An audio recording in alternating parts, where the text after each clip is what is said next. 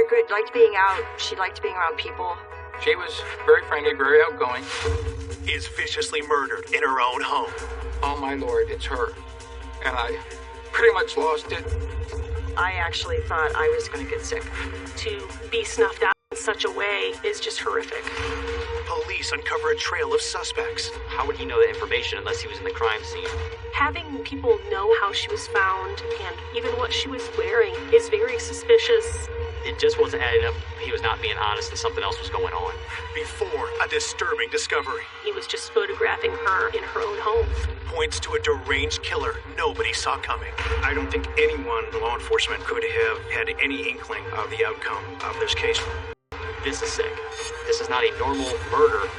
This wasn't a horror movie. This was actually happening. Wadsworth, Ohio, a haven for families just outside Akron. Wadsworth, a very quiet town. It's very community-oriented. It's a great family community. It's very common for people not even to lock their doors because there's never a lot of crime that occurs right around there. On a Monday morning, April 9th, 2018, the peace is interrupted when police receive a call from a worried citizen. Roger, police. Yes, this is Howard Major. My aunt lives on Portage Street. A friend of ours stopped over there yesterday to check on her, and she was nowhere to be found. Okay. He says papers were on the porch for the last 3 days. What's her name? Margaret Douglas. Initially, the police department was contacted about Margaret being missing from her home. We don't know where she's at. She's 98 years old. She lived there by herself? She lives there by herself, yeah. And she never locks her house. So our initial response was to look for Margaret to see if she had fallen inside her home and needed help. Patrol officers walked through it, yelling for her to see if she would answer. We continued to canvass the neighborhood, and we did not locate her. If her close friends, she's not with them, something's wrong. We contacted area hospitals and looked in any possible place that she could be. Margaret was just basically missing. That evening, Howard and his wife Cindy head to Margaret's home to help police with the search. They asked if we could come down and meet them at the house. Howard and Cindy started to look for some items common for Margaret to have taken with her when she left. There were specific shoes that she would wear. They were looking for a little red wallet that she carried her money and her credit cards in when she left the home. So Howard went to look in that front closet. The clothes had dropped or slipped down.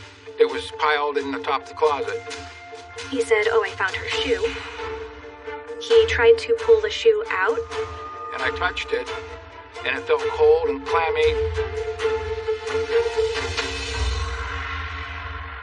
The shoe was still attached to Margaret, who was in the closet.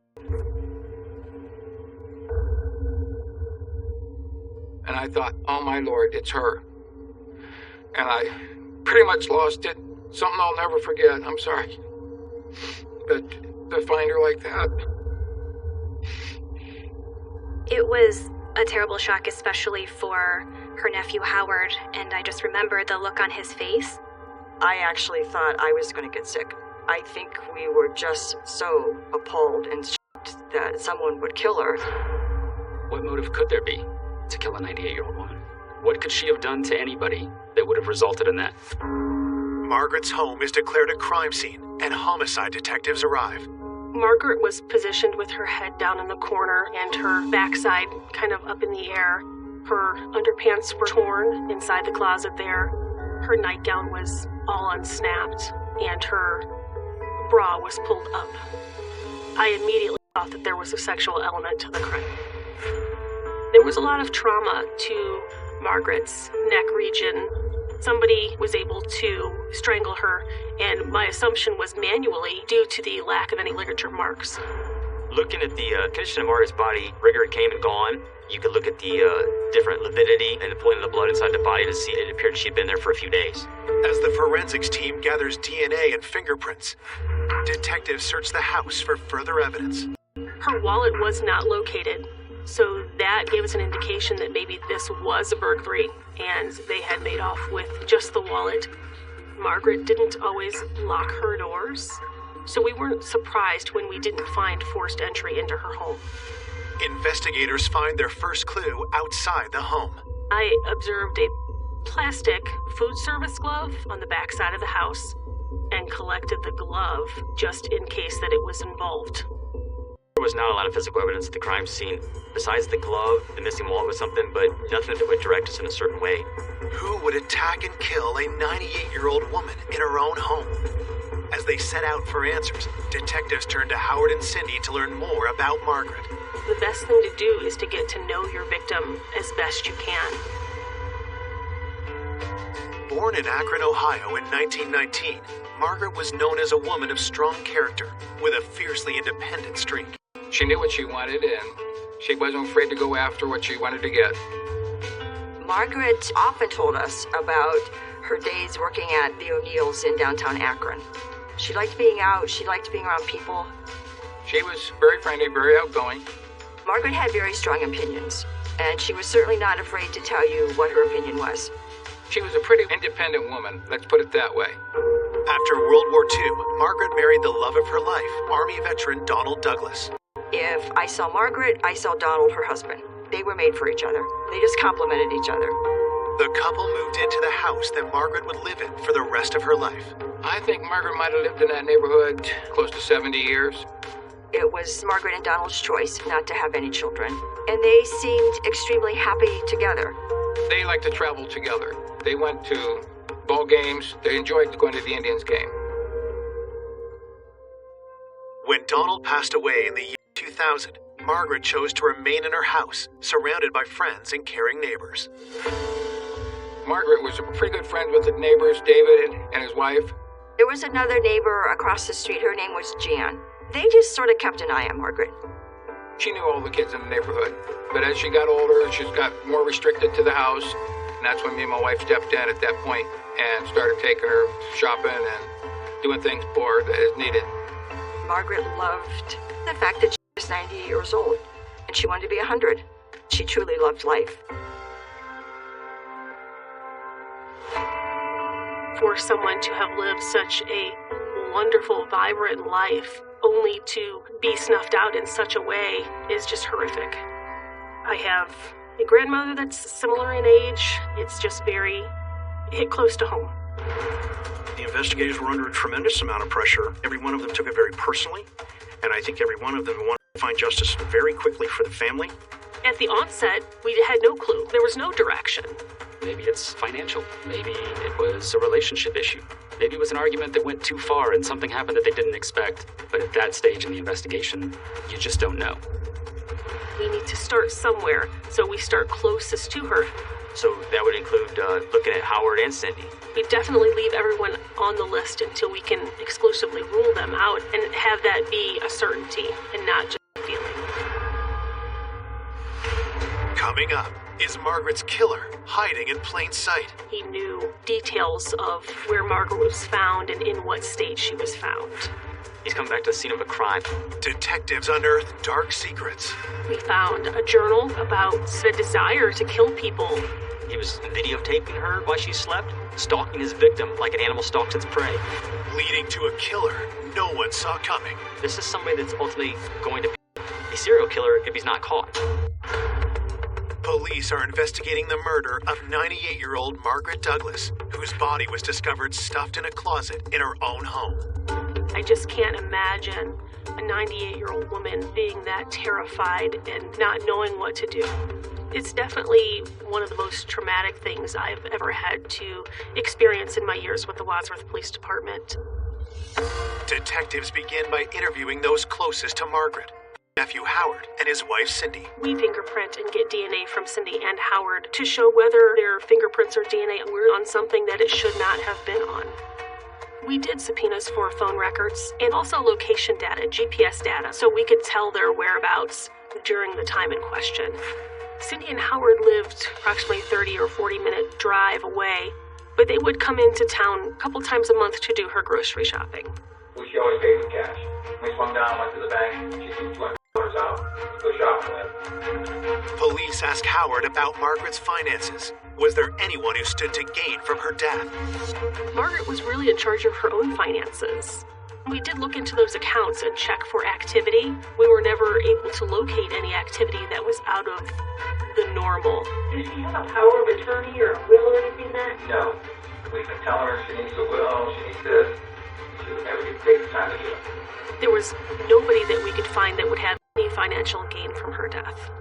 Could Howard or Cindy think of anyone who might wish to harm Margaret? Any problems with her? Did she want to argue with people or anything like that? Nothing? No, sweet old lady.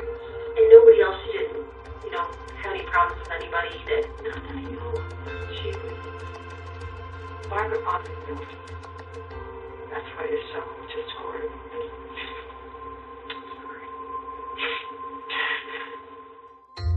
Detectives ask about others in close contact with Margaret.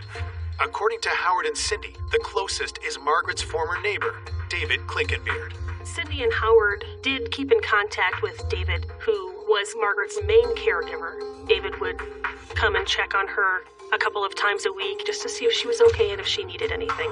David has the most contact with her. Yeah, he'd go every week, take her trash out, and he'd take both cans back in the next day, so. After interviewing Howard and Cindy, detectives try to contact David, but he's not answering their calls. There was some concern not being able to reach David, and that was troubling. We didn't have any other suspects. It made us wonder what was going on. As detectives try to track David down, patrol officers continue to canvass Margaret's neighbors for information. During the canvass, we did learn that there had been some vehicles in the neighborhood that had been rifled through, and small items were taken out, like change and things like that. Is this somebody that was up by Margaret's house and found a crime of opportunity because it's somebody that they maybe figure out lives alone? As the canvass continues, officers notice someone watching the activity around Margaret's house. I noticed a man outside smoking a cigarette, so I went out to make contact with him. This person ended up being David Klinkenbeard. He said that he used to live next door to Margaret. He kind of wanted to know what was going on. He said he was essentially canvassing the neighborhood looking for anything that was suspicious. David did strike me as odd at first. It was concerning to me that he was standing out there trying to determine what exactly we had found. As David continues to talk, police grow increasingly suspicious. He was kind of making comments about information that seemed strange that he would know about. He knew details of where Margaret was found and in what state she was found. Having people know how she was found and even what she was wearing is very suspicious. You don't know where someone has gotten their information. Were they there? Were they involved in the murder? With a growing list of questions about David, officers approach Margaret's neighbors for answers. One of the neighbors had mentioned how they had seen David driving through the neighborhood, but didn't stop, just kind of drove through. So they thought that was kind of strange. Maybe he's come back to the scene of a crime, whether he's driving back by because he knows what he did and he's having remorse, or maybe trying to get back inside there to get her body on there and get rid of it, or to look to see if he left anything behind. David told some of the neighbors that his fingerprints would be all over the house and he would have to get his fingerprints taken, which is not something that people usually say or think. The next day, David's appearance in local news coverage of the murder raises further alarm bells. I turned on the news and there he is on TV, talking to the reporters, putting himself out there. Was this a guilty man's ploy to hide in plain sight? That seemed out of sorts to us. Generally, when people are grieving a loss, their instinct is not to cooperate with the media, but David seemed very willing to speak with them. All of these things added together are possible indicators of someone who is purposely trying to insert themselves in the investigation because they're involved in this investigation. Could David have possibly been involved in Margaret's murder? At that point, we had some questions about his actions and his knowledge of how Margaret was found. He definitely became a main point of interest. On April 11th, 2 days after finding Margaret's body in her own home, police bring her former neighbor, David Klinkenbeard, in for questioning. David told us that he last saw Margaret when he was helping her with her trash can on Wednesday. You didn't come by on Thursday or Friday, not Sunday? No, not Sunday. On Sunday, he had gone over to the house and he didn't locate her. He had some concern. Maybe she was upstairs in a state of undress, and he didn't want to go up there himself. So he contacted Jan across the street. And that's when you had Jan come over in case she was upstairs and... Yeah, went up there and she wasn't up there. And then we looked in the closet up there. Okay, your friend's missing. That'd be the last thing in your mind, whether they're dressed or not. You would go and look for them throughout the entire house, not go get somebody else. As the interview continues, David's answers only raise further suspicion. She likes looking nice. And she was a pretty woman. Yeah. When she was younger, she was a redhead. Oh.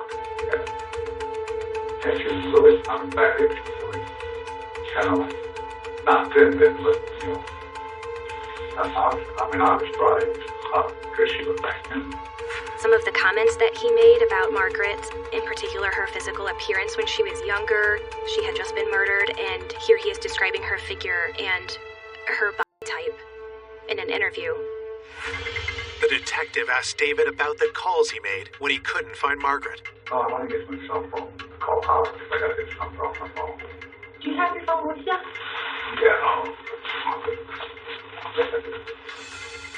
Would you mind if I had my computer guy just go through and write down the dates on your call? He said he must have left it at home and didn't have it on his person. It seems strange because, in this day and age, nobody goes anywhere without their cell phone. Their cell phone is always on them. Investigators must now subpoena David's cell phone records. At the same time, they receive a forensics report from the crime scene. DNA belonging to Margaret was found on the glove that was discovered outside of Margaret's house. We believe that the suspect's DNA was on the inside of the glove. Would you mind if I was able to get a sample of your DNA? We know you're supposed to be in the house. Would that be okay with you? Yeah. Okay. Detectives sent David's DNA to compare against found inside the glove. While they wait for the results, they check David's cell phone data to verify his alibi. We were able to go through his day-to-day life and see that he likely was not involved, but there was no concrete evidence that we were able to bring to light. Unlike the phone records, the DNA findings are conclusive. David is not Margaret's killer. David ended up being, in the end of all this thing, just a friend of hers that was not involved at all. Sometimes he would say things that didn't really have an explanation. It just took the time and the effort to understand his involvement, and there was reasonable explanation for all of the things that we had concerns about. He just really cared about Margaret and really had concern that he would have an answer as to what happened. We had to look at David as probably our number one interest because obviously his strange comments at the beginning about his DNA and fingerprints, plus he's the one that saw her on a regular basis. Up until that point where you reach crossroads, you really do have to look at every tiny detail, every possibility. Detectives turn their attention to the autopsy report, which paints a terrifying picture of Margaret's last moments. The medical examiner's report on Margaret showed what kind of force was used to kill her in the end.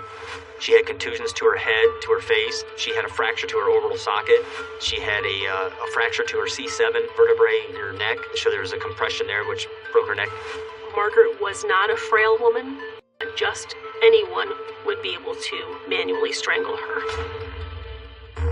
While the autopsy finds no direct evidence of sexual assault, officers continue to suspect otherwise. Why would her underwear be ripped off of her? They weren't like pulled off, they were torn. There were other bodily fluids that were mixed in with the swabs from Margaret's body. The fact that someone took Margaret in such a horrific manner was a very difficult thing to handle.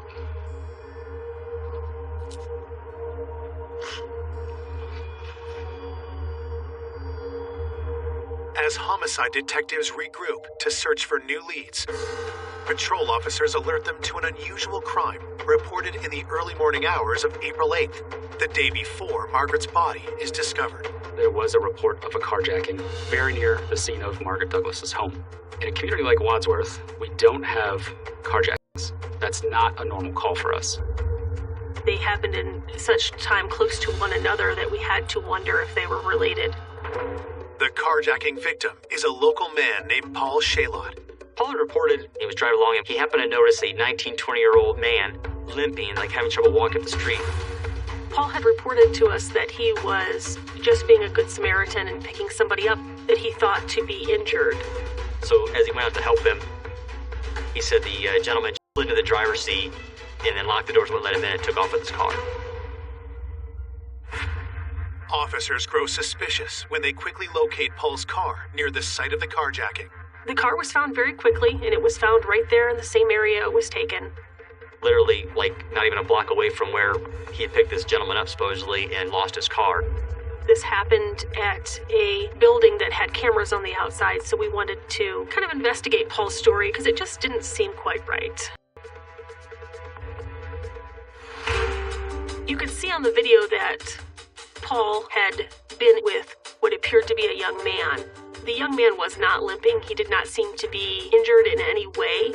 Paul's initial report did not match anything that video said. It just wasn't adding up. He was not being honest and something else was going on. Why had Paul lied to police? And who was the young man seen in security footage? Had one of them gone on to do something unthinkable? We had the carjacking, and then we have Mark's disappearance. It just started making me think a little bit. Could this be the guy that could be involved? Police investigating the murder of 98-year-old Margaret Douglas have a potential new lead after learning of an alleged carjacking in her quiet neighborhood. Somebody that's willing to perpetrate a crime such as a carjacking makes you really wonder, is this related to a murder that's just happened a couple blocks away? But when security video proves the victim, Paul Shea, has lied to police, detectives demand answers. When I interviewed Paul to get the whole story, he was very nervous, and then he finally started telling us the truth about how he came to be in that area and what really happened. He was on an app trying to meet somebody, and he did come across somebody. He said he worked for a church, and he didn't want them to find out that he's using a site to try to meet up with young men. He didn't want to admit it right away, but they started getting involved sexually in the car.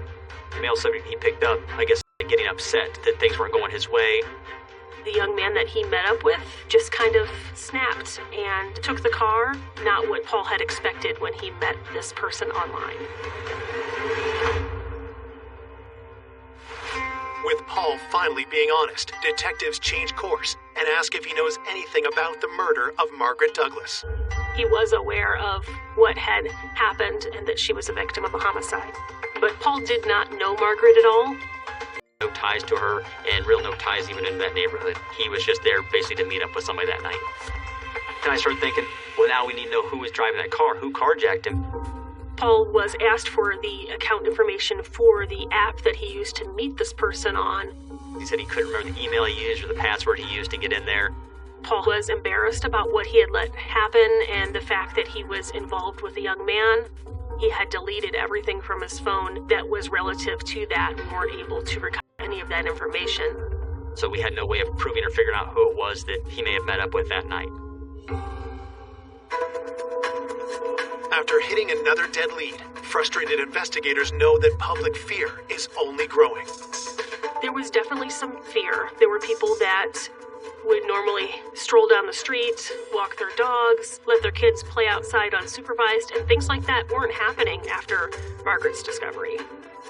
And the emotions for everybody were really high and heightened. They're all locking their doors now, and they're really watching for everything. So it was definitely a shock to all of them. With the community on edge, Margaret's family continues to struggle with their loss. The hardest part going through all this is the time-consuming and the worrying and waiting for the outcome and not sure what's going to happen. That was hard. None of us are patient. And we all want to know what happened here. Why would do this. The reason you're doing what you're doing is for the victim. You want somebody to be held responsible for what they've done. Believing that the carjacker may be a serial criminal, police take a closer look at the petty crimes reported around Margaret's neighborhood. The crimes all took place in just a few block area. Is there somebody in this neighborhood that's committing a whole bunch of crimes for some reason because we weren't seeing those crimes spreading out throughout the city like we typically would? You have to wonder if the person who's committing these petty crimes has escalated to commit something more horrific. On the night of April 13th, 4 days after the discovery of Margaret's body, police received several calls about two young men. We had received a lot of different calls where people had seen two male subjects running around, creating mischief, doing things at the park, doing things at the church, and in cars. A couple of young males were taking some type of device that had wheels on the bottom and hanging out in the parking lots.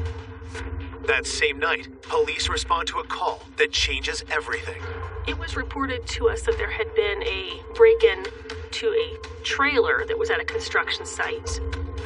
When officers investigate, they get a huge break. Someone had left their cell phone behind at the trailer. Does the phone belong to the person responsible for the neighborhood crime spree, including Margaret's murder? Investigators use forensic software to unlock the phone. The phone came back to a subject that we had been known in our area for different car break-ins and little thefts from cars that happened in our city and especially over in that area. He was identified by one of our officers as Zach Franzen. Zach was known to us, and he did have a troubled past. He had been in some more serious trouble, and we were all familiar with him. At this point, we thought that we really needed to bring Zach in and talk to him about what he had been doing that night. Zach was found sleeping in his car at the high school in the parking lot. As officers bring Zach into the station for an interview, something immediately catches their attention. Zach had some scratches on his legs, which made me wonder where those came from. Are they defensive wounds from somebody fighting back against you and scratching you that way? Could they be from something simple, explainable, or evidence into what we were looking into with regards to Margaret Douglas? Police investigating the murder of Margaret Douglas have connected local teen Zach Franzen to a spate of crimes near her home. With the carjacking, we know there was supposed to be a young male. Now we have Zach running around, committing these little crimes, all within the same area around the same time frame. His phone was left behind at the trailer, so we knew for sure that he was involved in the crimes that were all seemingly tied together. Detectives cut to the chase and ask Zach if he killed Margaret Douglas. Zach, he owned up for things he did, but he denied any knowledge of it or being involved at all. Detectives steer the interview to the identity of the teen seen with Zach in security footage. He said that he was out with his friend Gavin Ramsey, and that everything that had happened was all Gavin's idea. Gavin had been the one that was trying to break into the trailer, and that he was just standing by and watching it happen, just a presence during the time that Gavin was committing all the other petty crimes. Zach was definitely distancing himself, so there was some concern that he wasn't being honest about everything that they had done. For the moment, police decide not to charge Zach until they interview his friend, Gavin Ramsey. Gavin had been in trouble before, and his mom had dealt with that. She was going to hold him accountable for the things he had done. We talked about the trailer, and I just let him know that we knew he was there because Zach had told us that he was there. Property-type crimes and less serious crimes is what we talked about at first. That's just to see, is he going to own up to that? And then we'd continue from there into something more serious. You guys didn't take anything? Did you rummage through glove boxes or anything? Maybe like 50 times, but other than that, seriously nothing. He admitted to all of them. He would rifle through cars and take things that weren't of a lot of value, just to take things. Gavin told us during the interview he does it for a rush, so it wasn't about money or anything. I think the reason that he was so willing to admit to these lesser offenses is to kind of distance himself and clear his name from anything else I might want to talk to him about. Now, detectives turn their questions to more serious crimes. We had a carjacking. Oh my God. And the suspect is a young white male with a nice complexion and blue eyes. Is that you? Gavin's demeanor changed substantially when I started to ask him about the carjacking. Thank you so much. Is there something else you need to tell us? You've already gotten yourself in trouble, so. I know. I don't know what to say. Before answering further questions, Gavin asks to speak with the detective alone. I was thinking you two would actually be for a second. What's that? You two actually. So I can talk to her. Yeah.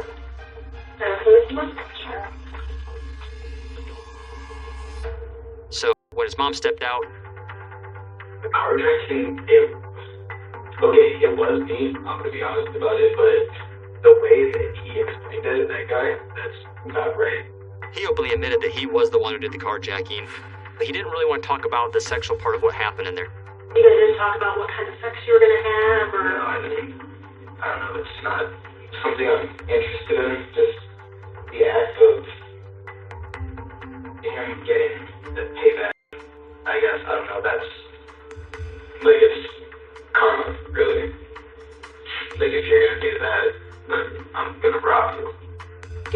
denies that he was truly interested in meeting up with Paul for any reason other than to catfish him or to teach him a lesson. This is a kid that's admitting to going around breaking into cars, and it's not for theft, it's for a rush, so we know he's after the adrenaline. What else could he have done? With Gavin admitting to the carjacking, the interview turns to questions about Margaret Douglas. I specifically asked him if he had murdered Margaret, and he denied it. There's no reason that we would find your DNA inside her house because we swabbed the hell out of that house. You shouldn't. I mean, if you've never been in there, then obviously you wouldn't. But, I mean, you name it. We swabbed it, we took it. I'm sure you know we were there all night. Yeah. He was hiding something. There was more to be said. I didn't feel that this avenue had been exhausted with him. This was something that we probably needed to revisit, maybe from another direction. For now, detectives allow Gavin to leave with his mother. At this point, we have nothing other than the petty crimes, which are handled through juvenile court, so we wouldn't actually take him into custody to hold him. But they have one request for Gavin's mother. I let her know that we had concerns and that I would like to look at his phone.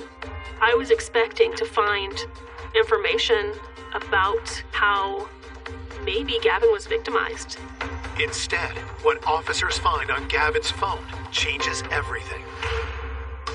Officer Cooper discovered Google-type searches, murder in Wadsworth, Margaret Douglas investigation, Wadsworth PD reports on homicide investigation. Then, detectives find something they never would have imagined. There were actually photos and videos of Margaret Douglas. Timestamps show that the images were recorded in the early morning hours of Friday, April 6th. She obviously didn't know he was there, and he was just photographing her from a vantage point in her own home. There was clearly a point in time where she realized that someone was in her home and was startled. Nothing can prepare investigators for what they see next. I was absolutely shocked that a child could imagine doing this to another human being. This wasn't a horror movie. This was actually happening. Detectives investigating the murder of 98-year-old Margaret Douglas have found disturbing evidence on a phone belonging to 17-year-old Gavin Ramsey. The first thought in my mind was, he knows we're going to discover this. And I could just imagine him fleeing. Police move quickly to take Gavin into custody. Once we picked him up, I briefly told his mom that we had discovered evidence on his phone and that we were going to take him back to the police department.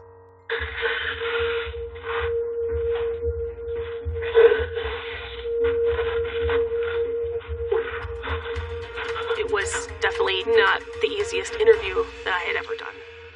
I came up onto the porch. I didn't even know what I was going to do. I don't know, I felt like going into the house. It's like the biggest adrenaline rush I could get. So, as I tried the doorknob and that just happened to be unlocked.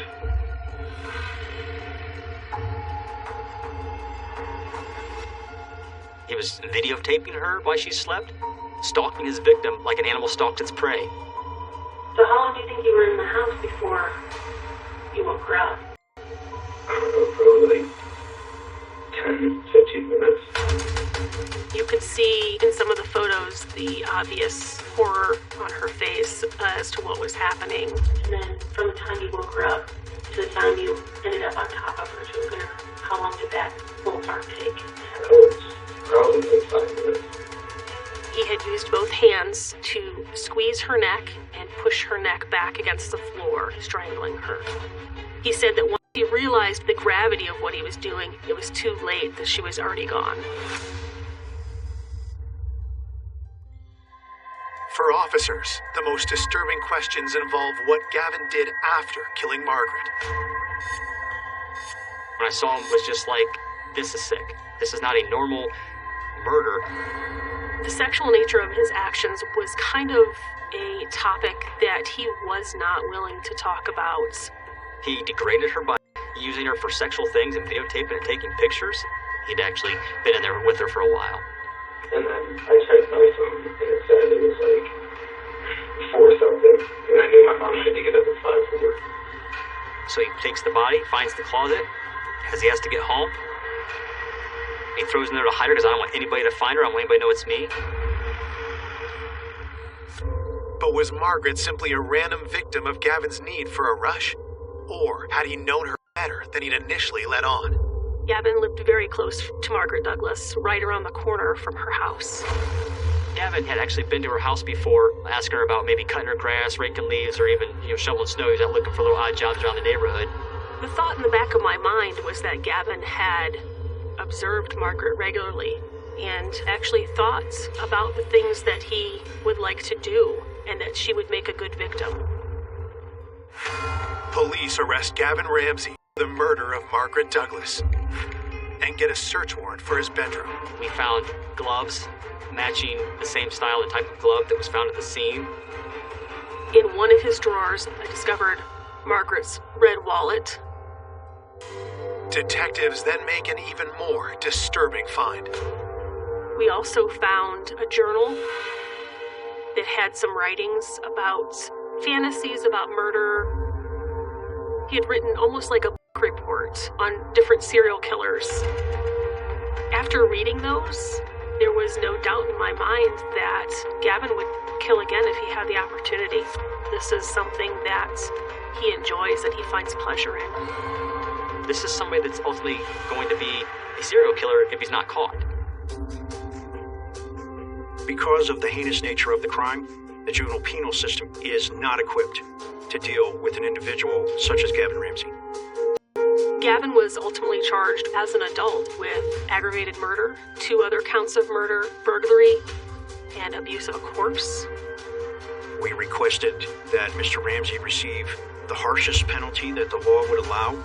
Found guilty on all charges, Gavin is sentenced to life in prison without parole for the murder of Margaret Douglas. When I watched Gavin Ramsey at the sentencing, I still felt in my mind that he doesn't understand the gravity of what he's done. There's still no remorse there. You would like to think that the world is full of people like you and I, and don't want to think that of such a young person able to act out something that you would only see in a horror movie. I was shocked to find out that it was a young person who was still in high school that would do something like this. To murder somebody who's 98 years old, to think you could shove a body in that closet. I just, that part, I just can't even. It absolutely made me think of my own grandma. I just could not imagine her living such a wonderful life and having it end in such a horrific way. Despite the horror of Margaret's death, her family honors her memory by thinking of her remarkable life.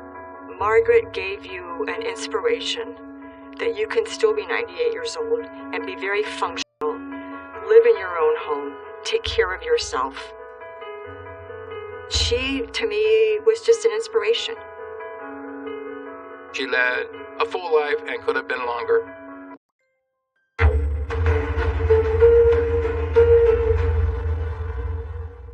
She's a hot Instagram model, OnlyFans girl, and a brilliant businesswoman.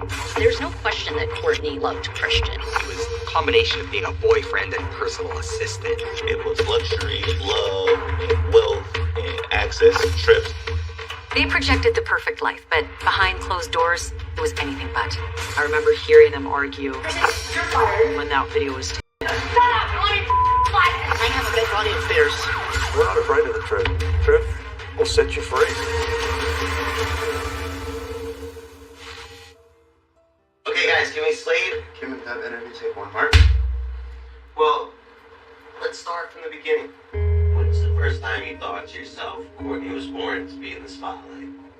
I remember Courtney doing makeup videos. Well, how old was she? About a freshman in high school, maybe? Yeah, she decided that she was going to start a YouTube channel doing makeup videos. She wanted to live like the people she saw on TV that had lots of money and could travel all they wanted. Yeah, there were some TV programs that she watched when she was younger that I think were probably bad influences. But one was Keeping Up with the Kardashians. She saw that kind of glitz and glamour, and I think that's why she wanted to go to Hollywood. So when she turned 19, she moved to California. We're here in Santa Monica at the beach, getting some videos. In 2016, Courtney Clenny began calling herself a fitness model and posting to YouTube as Courtney Taylor. Taylor's her middle name. What's up, guys? So I am doing an hour of fasted cardio. The Stairmaster is getting a little bit difficult. She posted a lot of fitness content, and I think it brought a crowd that appreciated her for that as well as her looks. I don't know how long she did YouTube before she figured out that Instagram would be a good way to make money because people would sponsor her.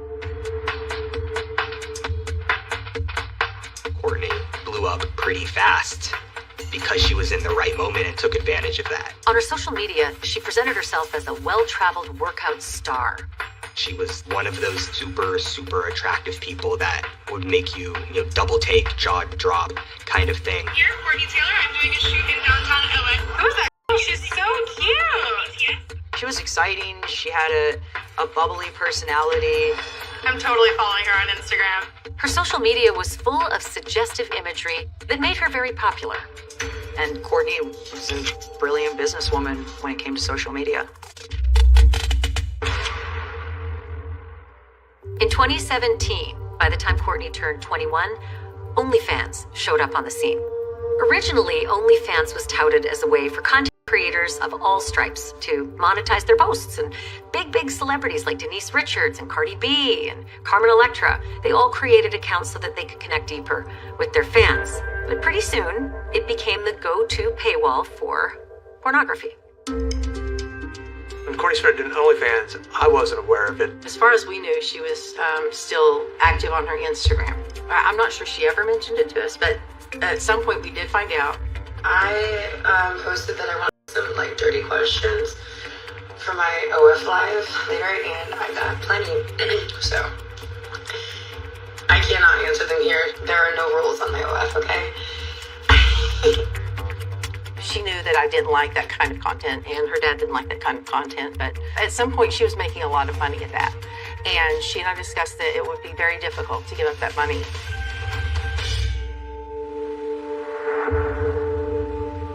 At the height of COVID, when OnlyFans was skyrocketing in popularity, Courtney was on a content shoot in Tulum, Mexico. That is where she met a man who was on vacation named Christian Obumseli, and the two of them hit it off right away. Courtney really saw a lot in Christian. He was a very attractive man. He was tall, he was in shape, he was funny, he was charismatic. Christian came from a very strong North Texas Nigerian community. And Christian was one of the Americanized kids among them. So he played football, was a standout athlete. He had an engineering degree and some background in engineering. Christian definitely seemed like he was a smart young man. And he was big into investing in different crypto coins and definitely liked to share that with different people. He had his life together.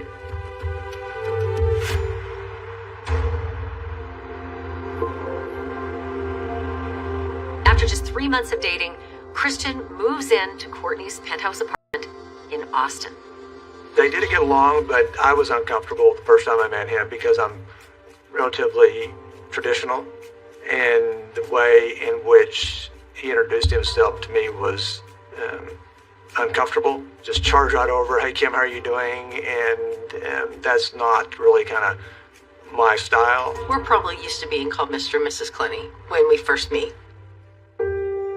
They definitely seemed like they were in love, and I mean, look, they're in a Ferraris. Look at this genuine smile Christian had here.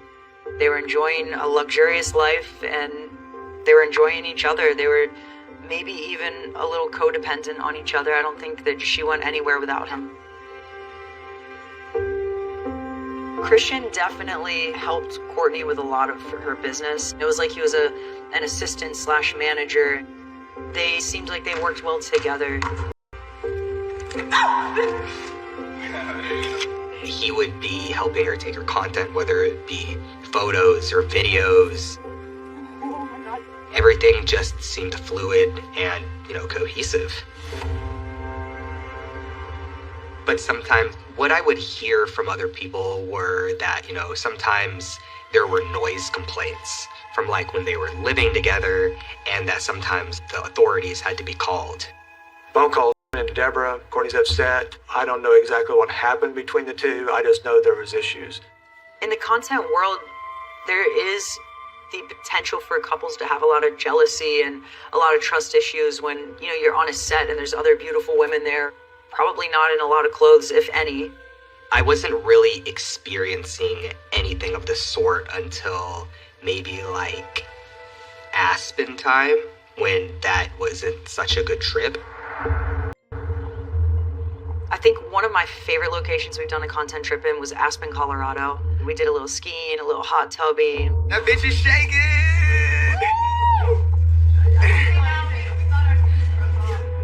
That was also a trip, though, that her and Christian got into a big fight, and that was a little scary. Tell me I touched her breast yesterday when I... You did. I didn't say touching. You said I did. You were leaning. Yo, you were dumb as... I remember hearing them argue when that video was taken. There was another model that was around, and I think she thought that he was flirting with her. Christian, you're fired. Fine. Hopefully, shut up. Hopefully, you're the most good piece of shit. Hopefully, you are.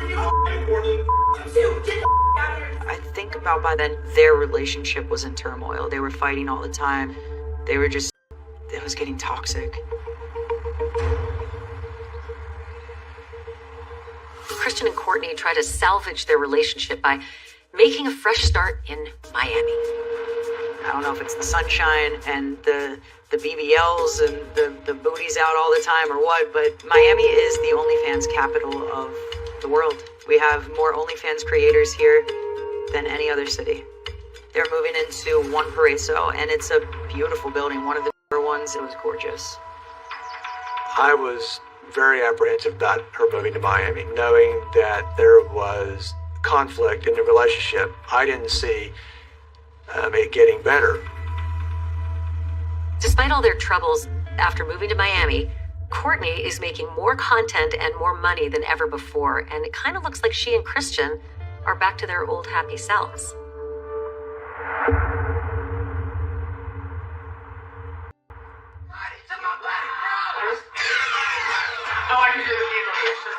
Do whatever they're doing on the Hey!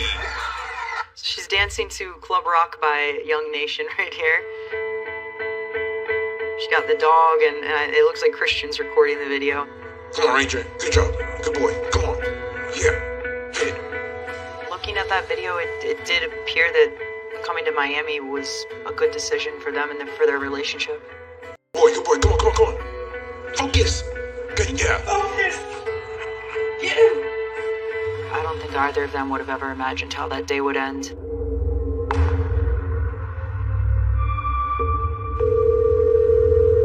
911, Operator Jones, what is the address of your emergency? Well, he's gonna die. I can't feel my arm. I can't feel my arm. One minute, but my boyfriend is dying of a stab. Ma'am, this is one gun.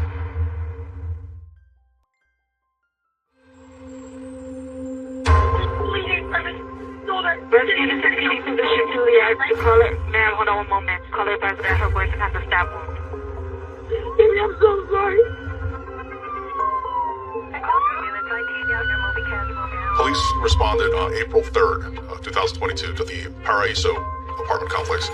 I have a dead body upstairs. We'll follow you. We'll follow you. The building security got there before police did. It's evident that something major happened. They see that Christian is seriously injured. They can see him kind of slumped against a wall. Courtney is holding him. Come here, get up. What? Leave. Get up. Get up right now.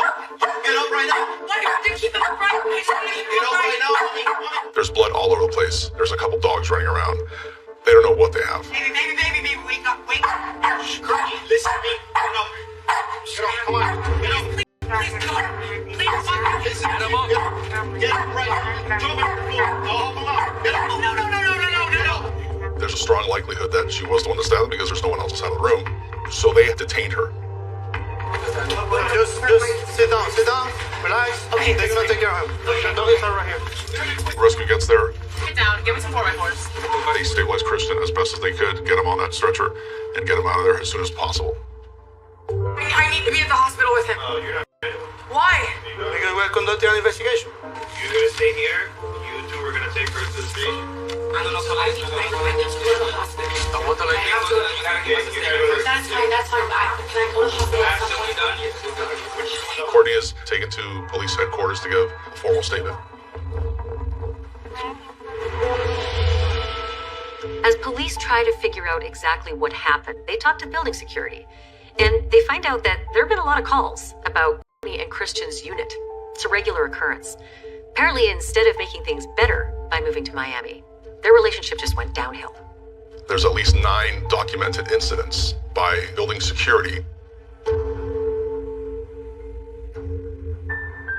Multiple complaints of fights, noise, yelling, screaming. Police have been called multiple times.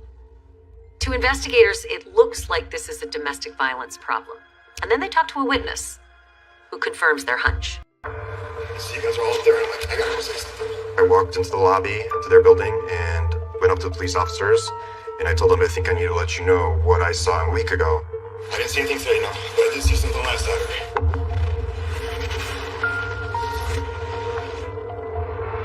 I was living at Parisio Bay, literally across the street, and my living room balcony was like on a line to Courtney and Christian's bedroom balcony. We got back home early Sunday morning. I went to the kitchen to go get water from me and my girlfriend. And so when I turned, I saw the light on in the bedroom where Courtney and Christian are. I saw Courtney against the wall with her face towards me. Christian facing the wall and towards Courtney. His back was to me. And he was swinging at her with hand motions like this, going across. Bam! Punched her? Oh yeah, hit her. And I was like, hey, look. And I saw her like face to face, but then she ducked down. So I'm assuming maybe he missed. And then she went underneath his right arm. And that's where Christian tried to go chase her, but he noticed me on that balcony looking right at him. Took another step and pulled that shade down. I felt bad. I was like, maybe I should do something, but what can I do when I live across the street?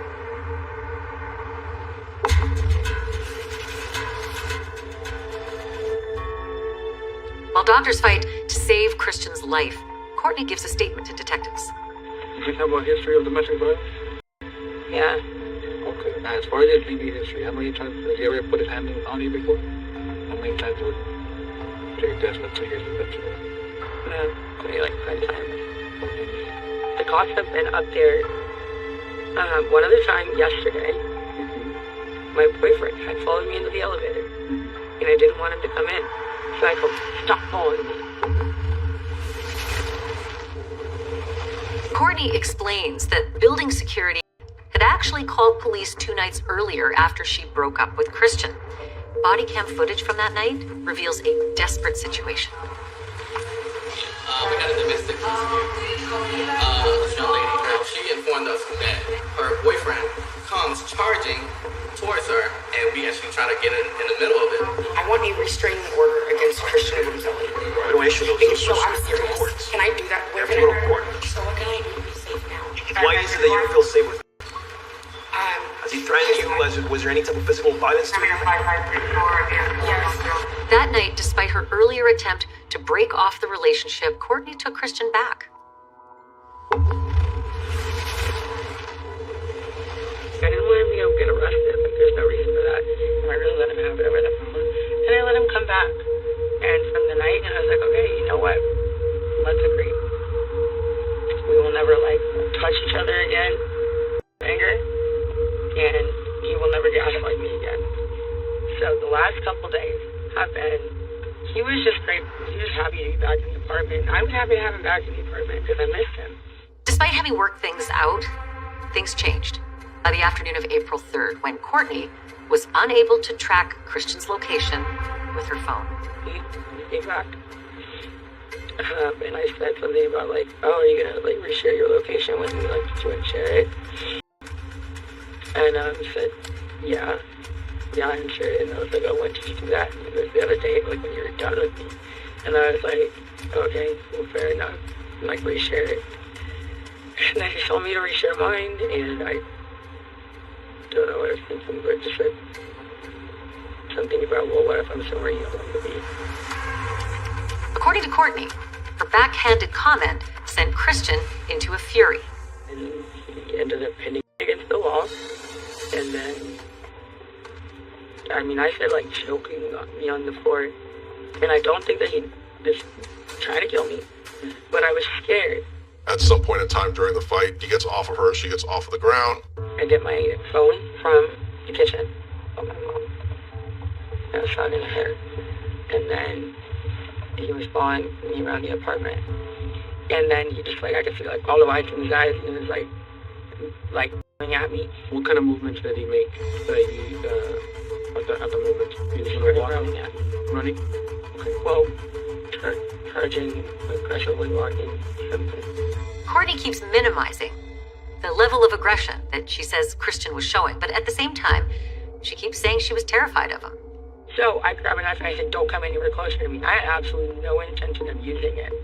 I'm on the phone with my mom, and he's coming at me, and so I was just like, I was like, don't come closer. Coming at me, and I drew it. How far away was he?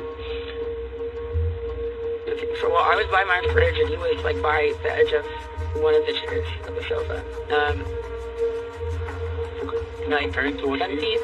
She was asked to describe or demonstrate how she flung it, and she went through the motion of flinging a knife. Like this. I was supposed to like beside your head. Yeah. So not like, okay, like I'm holding it like this. This is not the knife that, right, the blade. I'm not, I for dang sure did not stab him. That would be insane. During any type of case like this where injuries may have occurred during an attack, you want to memorialize all possible injuries. In this interview, towards the end of it, Courtney is actually photographed by a crime scene technician. At about 10:45 p.m., approximately, detectives come back into the room. We have to inform you that Christian did not make it. Unfortunately, the doctors did what they could. Christian is dead. Oh my God.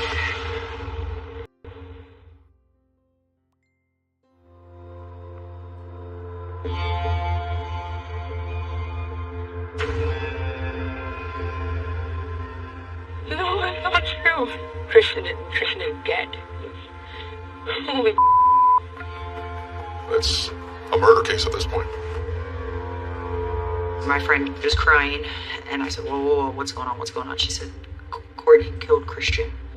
And she said, turn on the news. New tonight, a man stabbed to death in a posh apartment building in Edgewater. The man killed was 27-year-old Christian Toby Abu Museli. One person has been detained concerning the stabbing. I just remember just being in shock. What do you mean Courtney killed Christian? Like, what happened? I was horrified. Well, what's he doing there, first of all? You know, I thought he was supposed to be kicked out. Tonight, the stabbing death of Christian Abumseli remains under investigation. According to detectives, there was a struggle between Abumseli and his 25-year-old girlfriend, Courtney Clenny, before he was stabbed once. I never had any doubt that the ruling would be self-defense. I mean, there was never any doubt that she was innocent. I think it was the next day that she was released, and it was relief to have her out. It was just so good to just give her a hug after all this had happened. I just let her, you know. Here's the reality. We have a big black man who was killed, brutally killed, by a white woman. Domestic violence and race are at hand here.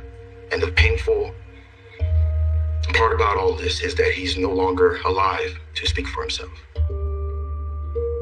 I evaluated the case and initially represented the family. The self-defense narrative bothered the family for several reasons.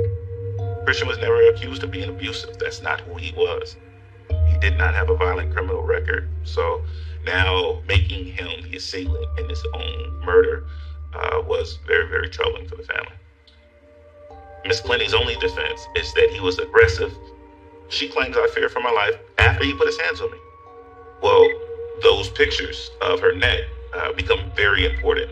Do they corroborate what she's saying? And the answer is no. If someone aggressively put their hands around her throat, hours later, there would be marks and bruises there. At that time, they were trying to say it was self-defense. There's a lot of yet evidence that was gathered by the police that shows that she was the victim here.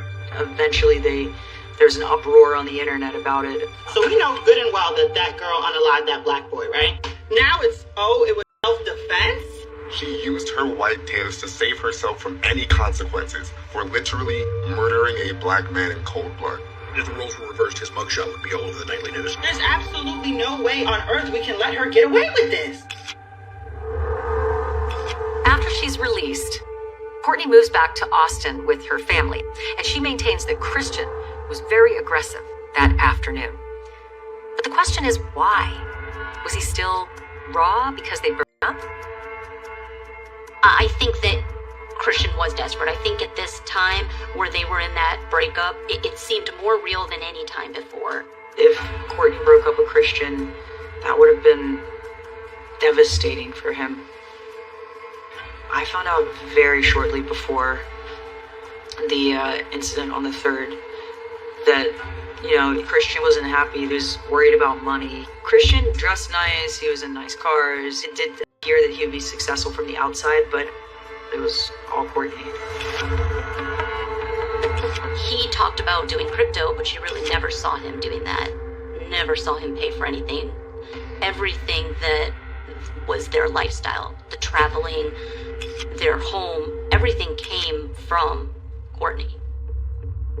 It's basically like the fast life, right? Like when people join gangs or the mob, they want money, power, respect, women, that sort of thing. This is kind of like that. And, once you have it, it's pretty hard to go back.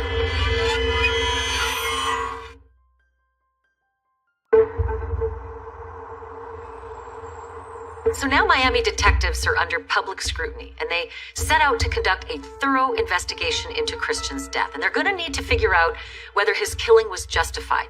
And so to do that, they start digging into their past relationship to figure out who typically was the victim. The investigative steps still remain the same. Whereas it's not a whodunit, because you know who the person is. Let's get subpoenas for their phones. Criminal background checks, the whole 9 yards. Meanwhile, Courtney has left Texas for a rehab facility in Hawaii. She says that she starts making some big realizations. It's not until later, after this incident, once she's had the ability to reflect, that it really comes out. It's easy to look at Courtney and see a beautiful picture. But unfortunately, inside, she suffered greatly. And that really stems all the way back from when she was raped at a young age. She was sexually assaulted at least twice while she was living in California. I think she didn't ever use the word dirty, but I think she felt tainted. I would hold her, and I remember her just saying, "How could somebody love me after this?" Some have questioned whether Christian was taking advantage of the fact that Courtney had trauma in her past to ensure that she'd never leave him. It was that series of manipulation to make her feel like he was the only one who would ever love her. She could never find somebody, and she truly believed that. It's almost like he was doing and saying whatever he needed to do to try to keep her tied to him. And that also contributed to her seeking alcohol as a coping mechanism. For most of the trips, she was pretty intoxicated. A lot of times Christian would come up and he would have something in his hand for her to take. A lot of alcohol, a lot of cocaine. I was sober for 2 weeks. 2 weeks. And now why am I not sober? Because I can't. But you're hindering my progress. can tell there that, you know, she wanted to be sober. But he used to literally, I'm telling you, bring her drinks, bring her drugs, basically on a platter. The second that she was starting to sober up, he would just, oh, time for this, time for that, time for this. I don't know if he thought that she would work better with it, or if she was more generous with money with him if she was drunk. But it's sad that it seems like she wanted to sober up. Courtney never sought help for her alcoholism or drug abuse. And when Courtney drank, which she unfortunately drank a lot, she became a different person. She could be mean. So the subpoenaed records start pouring into the Miami PD, and the detectives start figuring out firsthand that Courtney had a bad problem with substance abuse, and that it often led to violence, and that Christian was often at the receiving end.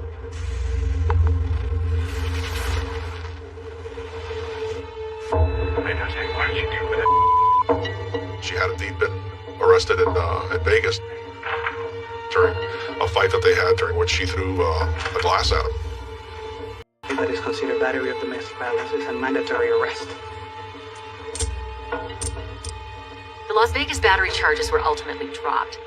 But when scouring the surveillance video from Christian and Courtney's apartment, the detectives find further evidence that Courtney was physically violent.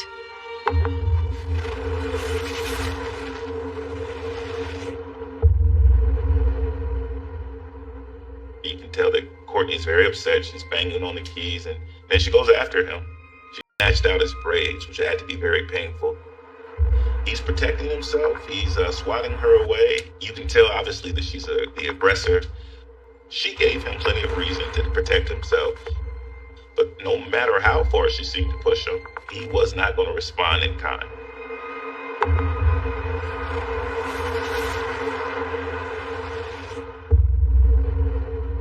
When detectives review Courtney and Christian's phone records, findings take the case to a whole new level. Christian's messages appear in green, Courtney's appear in blue. This is from January 30th of 2022, just a couple of months before he was killed. And she says, hopefully this will give you time to think about your actions. Minutes later, she says, enjoy the hospital. And the images that correspond with this group of text messages are cuts to his face. So you have a serious laceration to his chin here. And this cut ultimately did require stitches. The text messages back and forth between Christian and Courtney suggest a history of abuse from Courtney.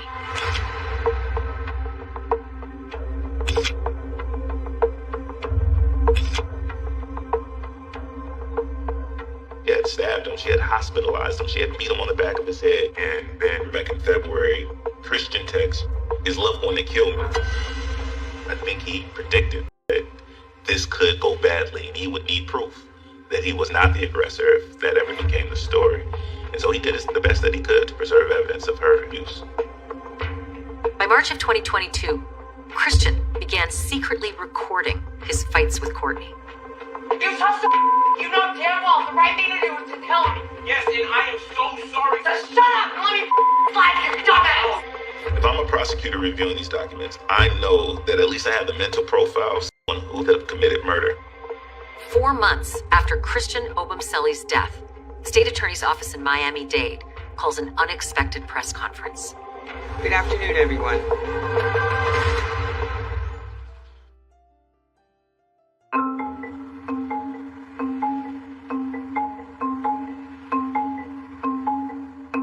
We are charging 26-year-old Courtney Taylor Clenny with 1 count of second-degree murder in Christian's death. She has been taken into custody in Hawaii. On the Big Island, a woman was taken into custody by the U.S. Marshals. Courtney's arrest is by no means the end of the story. Even though there's no doubt that she caused Christian's death, there's a whole other side to her story. Even reporters at that first press conference sensed there was more. The elevator. Yes. The video, we felt, was just a very descriptive way to show what the relationship was and who was the aggressor. I think that the context in anything has to be looked at, but especially this elevator video. They've taken something, they've taken snippets of it, and have not put the context that it deserves. Every unit has its own floor, and in order to go up to that floor, you have to have a specific key fob. So essentially, entering the elevator with the key fob is accessing the apartment. So she is trying to prevent him from accessing the apartment. And then he looks like he's taunting her. He's laughing at her, pushing her off. It's not just a girl just in a random elevator, just kind of hurting a guy. It's her just desperate for him not to come into the apartment. I am so sorry. Just shut up and let me slide, you dumbass! There's no doubt that Christian's secret recordings are problematic. But Courtney's defense team says they are by no means the full story. These surreptitious recordings, it just makes you wonder if, in fact, he saw the writing on the wall, that she did not want to stay with him. So, is he trying to gain evidence against her in order so she stays with him? I don't know. I don't think we'll ever know. The state attorney's office has presented various text messages, communications, which they allege show that Courtney was the aggressor, that Christian was harmed by her physically with knife wounds on previous occasions. But at no time prior to the incident date did Courtney ever harm Christian physically with any knife or other weapon. These gashes to his chin, for example. I'm not going to speak to it because that's going to be her testimony. In the trial, all of that will be answered.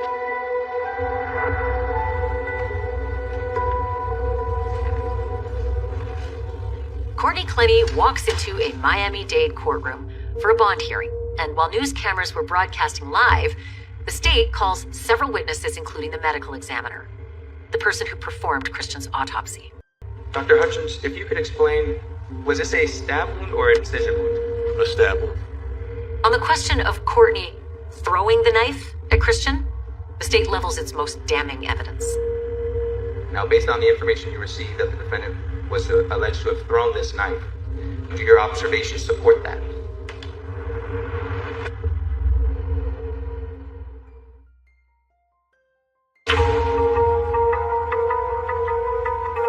November 17th, 2022, the public tunes in to watch live coverage of the Miami-Dade medical examiner's testimony about Christian Obumseli's death. The defendant was alleged to have thrown this knife. What I see on the body is consistent with the person being stabbed. What would you expect to see a knife do if someone just flung it at somebody? It would just hit the body and bounce off. The fact that the medical examiner report shows that she's lying tells us that she believed, at least objectively, that what she actually did by plunging that knife into his chest was not justifiable. Courtney had to create an alternative set of facts that made her less culpable. I have no doubt that Courtney gave a truthful statement that, as she alleged, she did in fact throw the knife. So we looked around and we found an individual who is a knife throwing expert. We're going to at this time now present evidence of additional testimony in the form of our own medical examiner expert, Dr. Maricini. I made arrangements to select a suitable biological material. What we finally settled on was using a side of pork, essentially. It is his position that it is possible that that knife was thrown, and that his testimony would be consistent with the testimony of Courtney Clenny.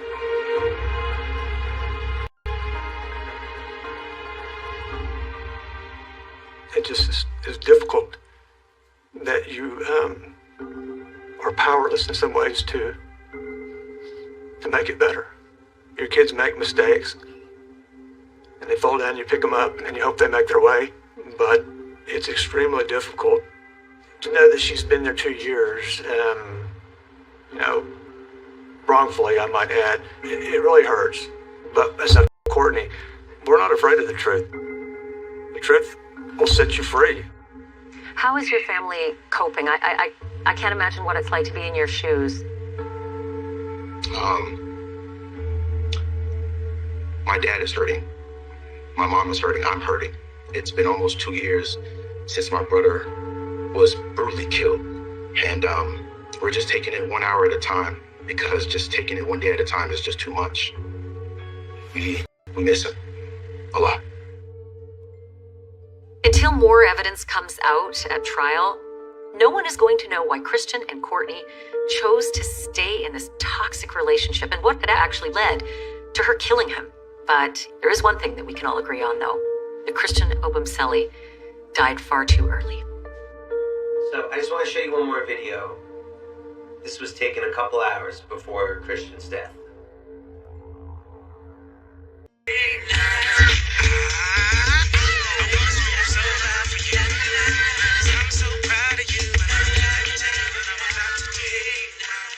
A hip-hop Negro spiritual, Hey Mama, from Kanye West.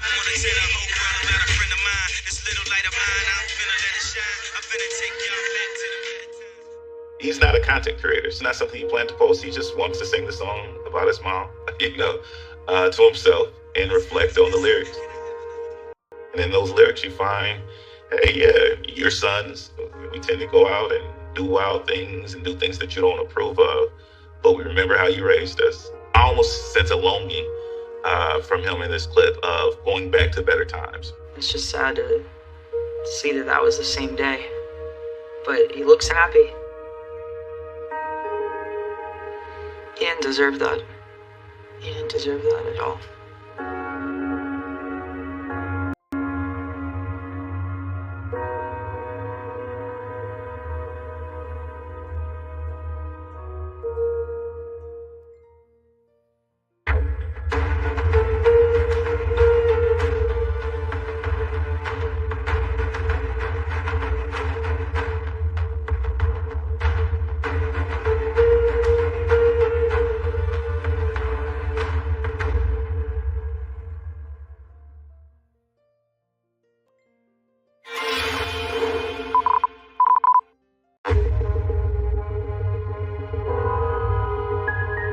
Alan Morgan found his wife's body in the back storeroom of their shop when he and their 2 children returned from the cinema on Thursday night.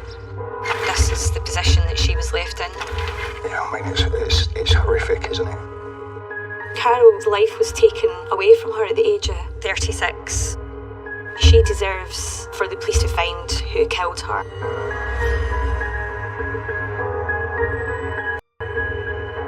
Carol should still be alive today and enjoying her children and her grandchildren, and somebody's robbed that of her.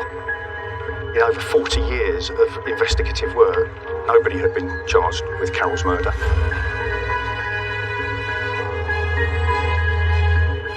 The attack that was sustained on Carol was so ferocious and so brutal.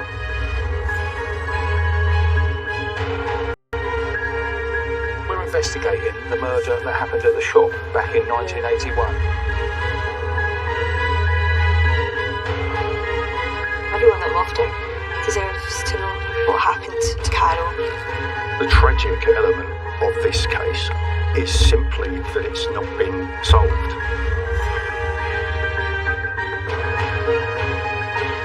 My case, if we ever get it there, is going to be circumstantial. Yeah, it is. So, that's my overview. It's a bloody tough case.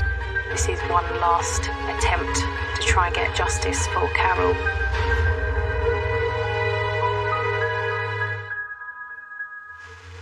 The scene of our offence is 61 Finch Crescent in Linslade. Carol was alone in the store at the time of the attack as her husband Alan and her 2 children Dean and Jane were out at the cinema. So in 1981, the original SIO focused very much on a burglary or a robbery that had gone wrong. A man was seen about 500 yards from the shop in a motor car. He was seen to be clutching to his chest 2 plastic bags. It would appear at this stage that the bags contained the stolen money and the cigarettes from the shop. That weapon that was used must have been a really sharp-bladed article to have caused such brutal injuries. Carol's still got her wedding ring on, and this was supposed to be a robbery, and if it was a robbery, why did they not take this stuff that would have been valuable? Despite having an alibi checked and accepted by the police, Mr. Morgan can't convince some of his neighbours that he's innocent. What are they saying about you now? It's been found that I killed my wife. And as the police know themselves, and you yourselves know, well, I was in Luton. Take the kids to the pictures. Alan's alibi has been checked. His alibi is concrete. I have to accept that that's where he was. Our motive is essentially the classic love story. There's an ongoing affair between Alan and Margaret, and that the motive is embedded in that affair. There was a fairly prolonged relationship, I think, between Alan and Margaret. There's anecdotal evidence that they were even found in bed the very next morning. So this is Alan and Margaret after the murder. Then moved up north, and then they've gone on to get married. And my decision is to bring both Alan and Margaret in under arrest. Hello, I'm from the police. I've come to arrest you this morning on suspicion of a murder of Carol Morgan. Arresting you on suspicion of conspiracy to murder. What? And the murder of Carol Patricia Morgan. I had no idea that anything like this was going to occur. Do you have any information about who was responsible? No, not at all.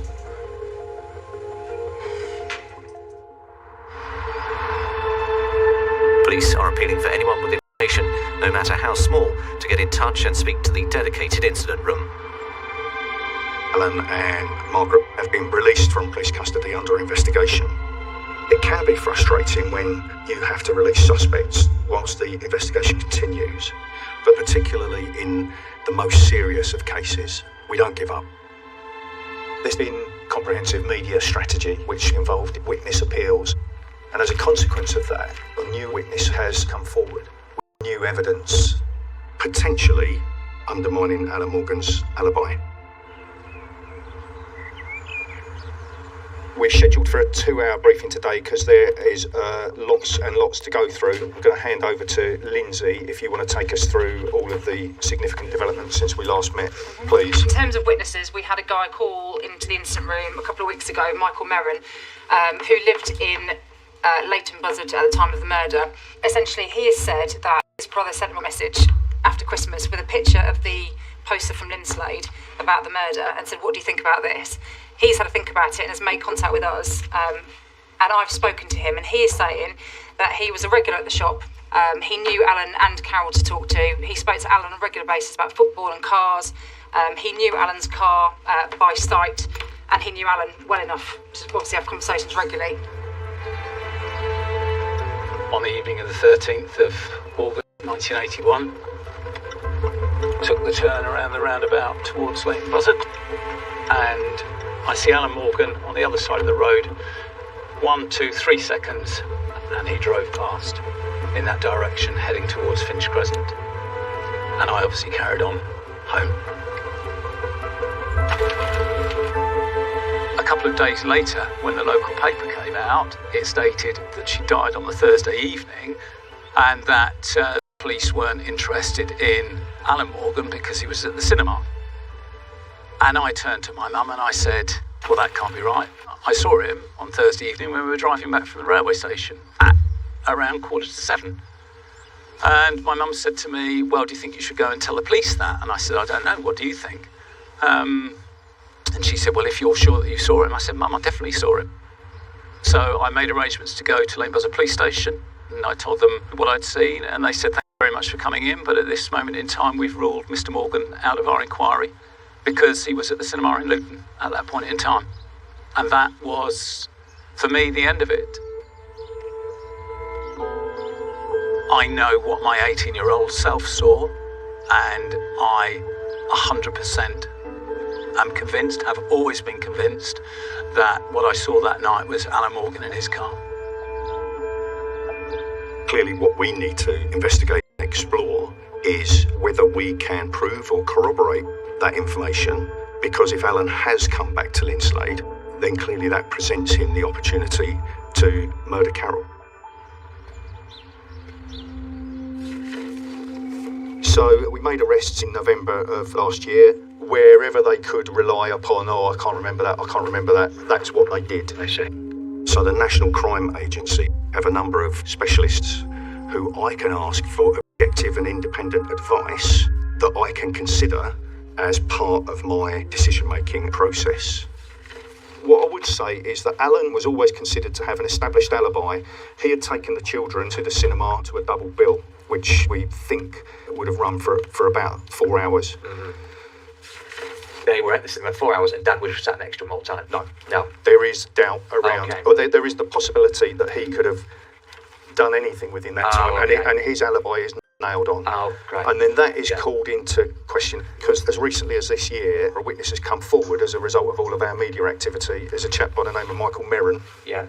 He specifically says he sees Alan Morgan travelling back into Linslade in his car on the night of the murder. Now, I've got the team searching the 7,000 documents that we've got, but we just can't find any reference to Merron or anything that Merron may have provided to the original investigation team. This for me is a domestic homicide.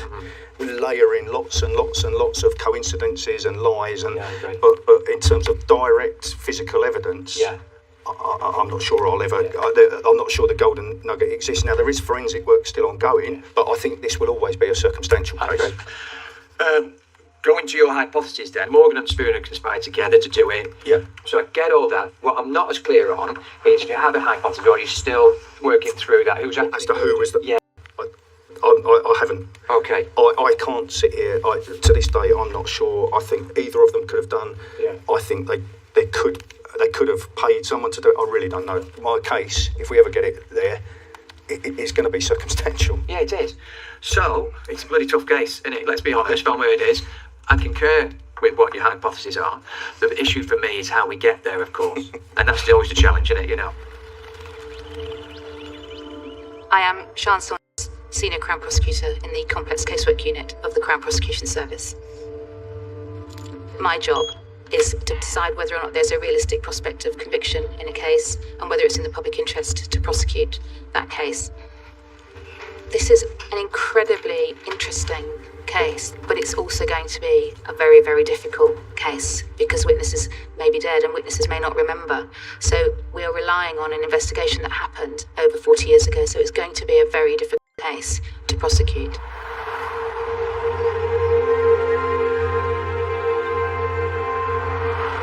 We're just heading out to Linslade Cemetery to try and locate the gravestone of Carol Morgan.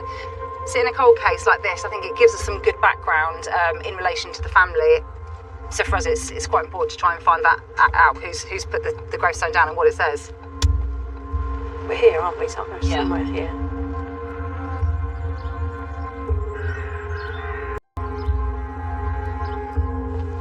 I've no idea where this is going to be. I'm assuming we're looking for something a lot older. Yeah, some of these look new and cared for. This one? The open book. Here we go. Cherished memories of our beloved daughter Carol, forever in our thoughts. And then the other side of the book is blank. No mention of her being a mum or a wife. Or a surname. No. It's awful. Poor Carol. I think the fact that Morgan isn't on there suggests that maybe the parents wanted to disassociate her from the name, from him. I mean, could it suggest that they didn't have a very good relationship with him, or that they thought that he was involved in some way in her death? Auntie Carol was someone who was a quiet, relaxed person, but bubbly. She was friendly. She always smiling. I just remember her always smiling. I remember a time when we didn't see Auntie Carol. This was after she married Alan Morgan. It was a couple of years after they married, they moved away to Leighton Buzzard, and we never heard from them again. We lost contact with them, and I think a lot of that was to do with the fact that he was so manipulative. I felt that he's had something to do with it. When I was younger, he just was a person that I didn't know him much, but whenever I saw him, he wasn't a person that was very friendly. He was nothing like Carol. She was open and kind, and he wasn't.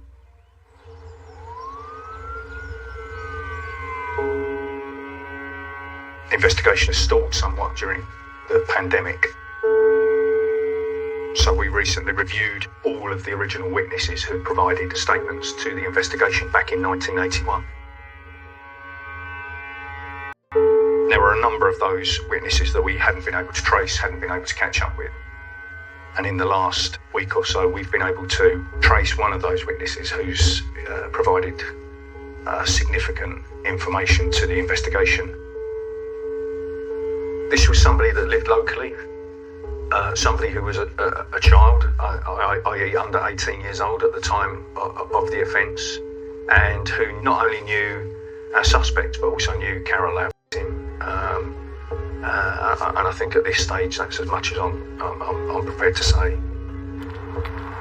Obviously, when a witness contacts us, we have to have some conversation with them to ascertain what it is that they've got to say, what is their account.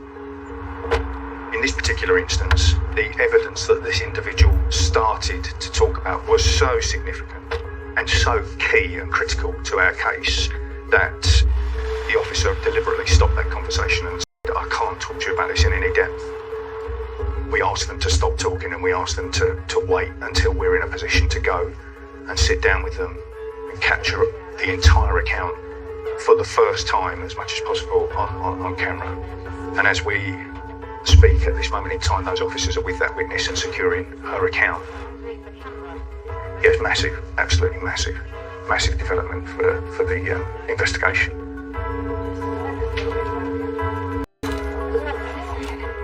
We are very much, as a team, of the opinion that this is the piece of evidence that we have been looking for. This is the direct evidence that has evaded us so far. Right then, we're all good to go.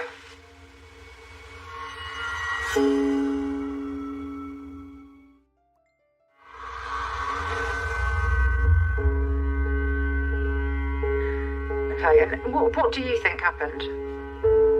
What do I think happened? I think she had a fight. And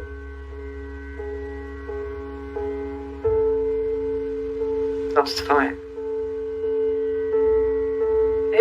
Who would have wanted to fight her? Whoever it was really angry at her, hated her. And what makes you say that? Because the way she was killed. It's a pretty savage way, isn't it? And do you know anyone that might have wanted her dead? Yeah. Who? Her husband. And I suppose Margaret.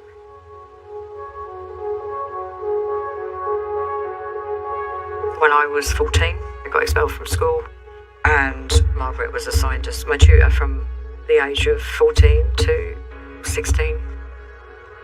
I was in a pretty bad place. I was really, really struggling, and Margaret really helped with that. So I could talk about, the sort of stuff you wouldn't talk to your mum or your dad about, And yeah, she saved my life in some ways. I came to really admire Margaret and to respect her a lot, and I grew fond of her. It was at least 3 months before the murder. It could have been longer. I went to a pub called Dolphin, which no longer exists in Lane Buzzard. I met both of them there, and it wasn't just a casual thing. It was arranged by Margaret, and I could really understand why. It led to a conversation about, well, I'd quite like Carol dead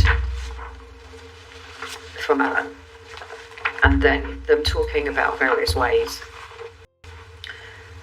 and ruling them out, like insulin. Then there was a car accident, and there was neither one of them knew enough about car mechanics to be able to do that. And what about the children?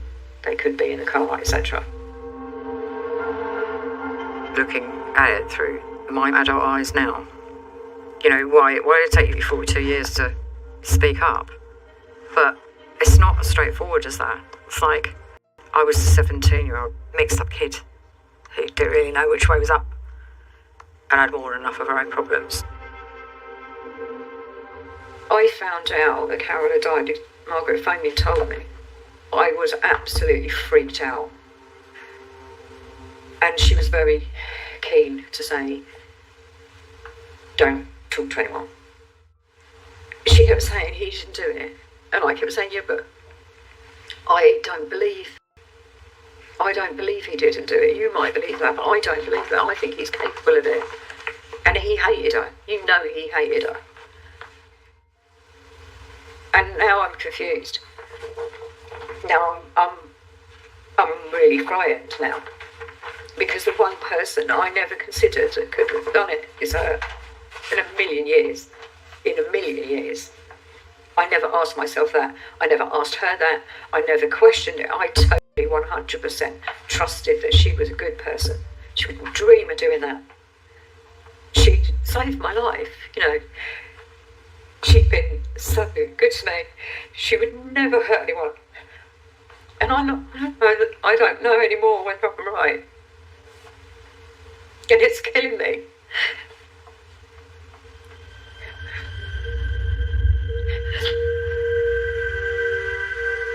I always hoped that I would have a chance. You know, that somebody would ask me, that the police would come to me. And I was pleased and relieved when my mum said, the police were here, came to see me and they want to speak to you. And I was like, hallelujah. Hallelujah. To cut a really long story short, essentially she went to the Dolphin pub. She was there by Margaret and Alan was already there. They discussed that he hated Carol, he didn't want her in his life, and how could they get rid of her? There was a discussion around, if we did get rid of her, maybe we could do it with insulin. Then they discussed, well, maybe we could set up a car crash. And then they sort of said, well, actually, maybe we could get someone else to help. Looking back now as an adult, she now thinks they were trying to involve her in a conspiracy, and she was so frightened that she left the pub. Margaret then came after her and said, oh, what are you worried about? It's only a joke, he's not going to do anything. And Jane categorically says that she believes that Alan would be capable of doing that, and she didn't think it would happen.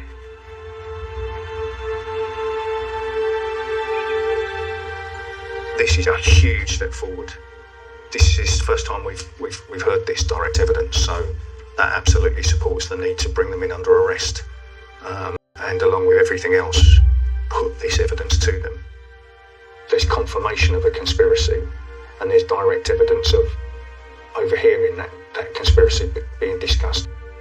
Still a long way to go, still a lot of work to do, but a kind of work to be done with a renewed vigour and you know, with some more optimism now around what that might result in. Yeah, it's good. It's good development.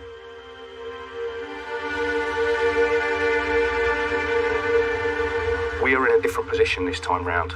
You know, I accept that first arrest, you could almost say, was almost like a bit of a fact find, really. And I think, if I'm being honest, we were in a position where they had the upper hand, as did their legal representation. And we're down in Brighton, and I think everything was kind of stacked against us. I see it very differently this time round. No, we're not down the road to Brighton. You're coming back to Bedfordshire, which is where the murder was committed. You know, this is a murder. This is a murder investigation, not some sweets that have been nicked off a shelf in your local co-op store. So you're going to come back to Bedfordshire and we're going to deal with you in Bedfordshire. You know, straight away we are dictating this is what's happening. We are in control of this.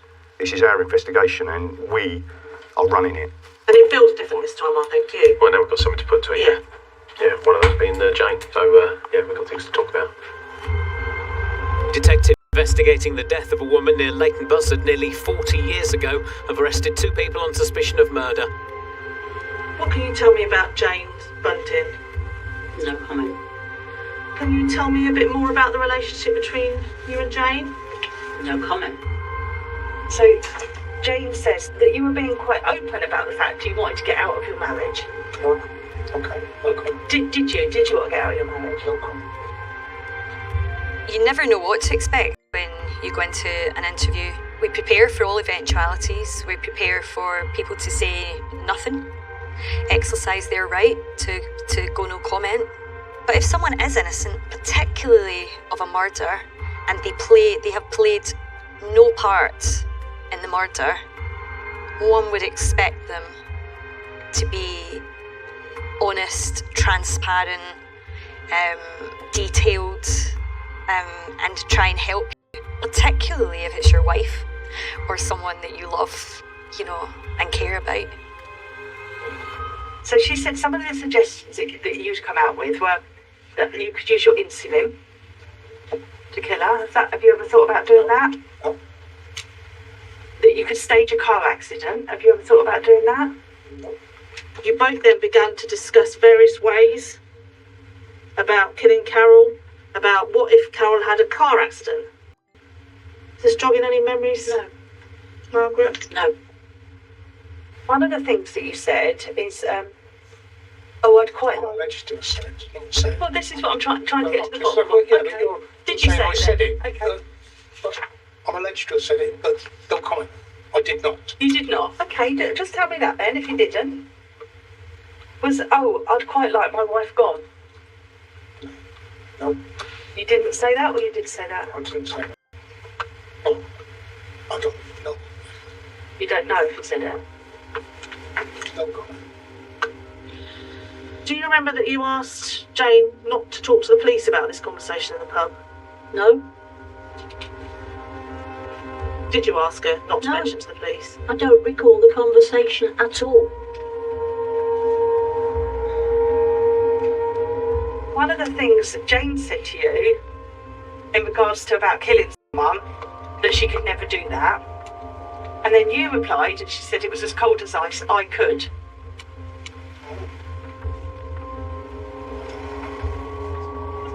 Now, I'm sure now you can see, Margaret, why you're in custody today because Absolutely. of what she's saying. I do not recall any of those conversations, and I have said that all the way along. Yeah.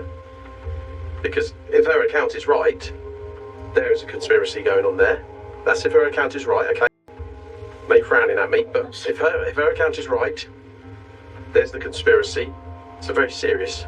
I understand that. Yeah? I do understand So you that. can see why now you're in custody today. Now, I'm glad you understand that. Yes, I do. As I say, and I keep repeating it, I do not recall I know you any keep of saying, these conversations. You keep saying you do not recall any of these conversations, Margaret, but you're not saying they didn't happen. Good. No. She can't keep to a no comment at all. She's advised but still couldn't help herself. That is a bizarre response, isn't it? I don't recall that. that's really bizarre. Because she goes no comment. Yeah. And so then I'll say, well, okay, let's clarify. You say no comment because you don't remember, or you say no comment because you just don't want to say? That's because I don't remember. It is a bizarre, because you know what you'd expect is no, that conversation didn't happen. That conversation has never happened. No. Don't know what she's talking about, but to say I don't remember it, that's not very credible, is it? We, so far in this investigation, are no nearer being able to prove who murdered Carol. However, we are remarkably close now to being able to prove that there was a conspiracy to have Carol murdered. You then asked Jane if her boyfriend would know anyone who would kill Carol. Did they approach somebody who was known to them, or indirectly or directly? Were they able to recruit a, for want of a better phrase, a hit person to carry out the murder? It's not something we can answer with any degree of certainty at the moment. There's only Alan or Margaret that can tell me if somebody was paid by them to murder Carol.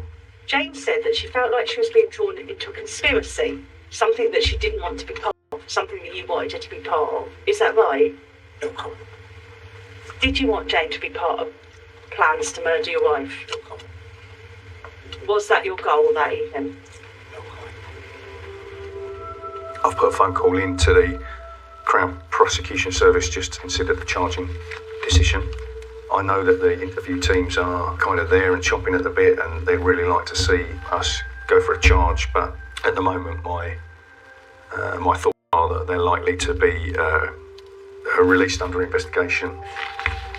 We now have a significant amount of evidence that suggests that Alan and Margaret Morgan were involved in this offence. But I can't charge the case until I'm absolutely sure that there's nothing in the material from the 1981 case that might undermine our case against Alan and Margaret. And so I've advised the police to complete a review of all the paperwork from the 1981 case. The decision to charge has to be right, and it has to be right first time in a case like this. And it's my decision, and one that I have to be prepared to stand by. And until the case is ready, I'm not prepared to make a charging decision. A man and a woman in their 70s arrested in connection with the death of a woman near Leighton Buzzard nearly 40 years ago have been released under investigation. The body of 36 Police say while no one has ever been charged, they remain committed to finding out the truth for Carol's family. It's a huge undertaking to review all of the investigation material, but it's so important that it's done properly, and it's so important that it's given the right time. It can make or break your case.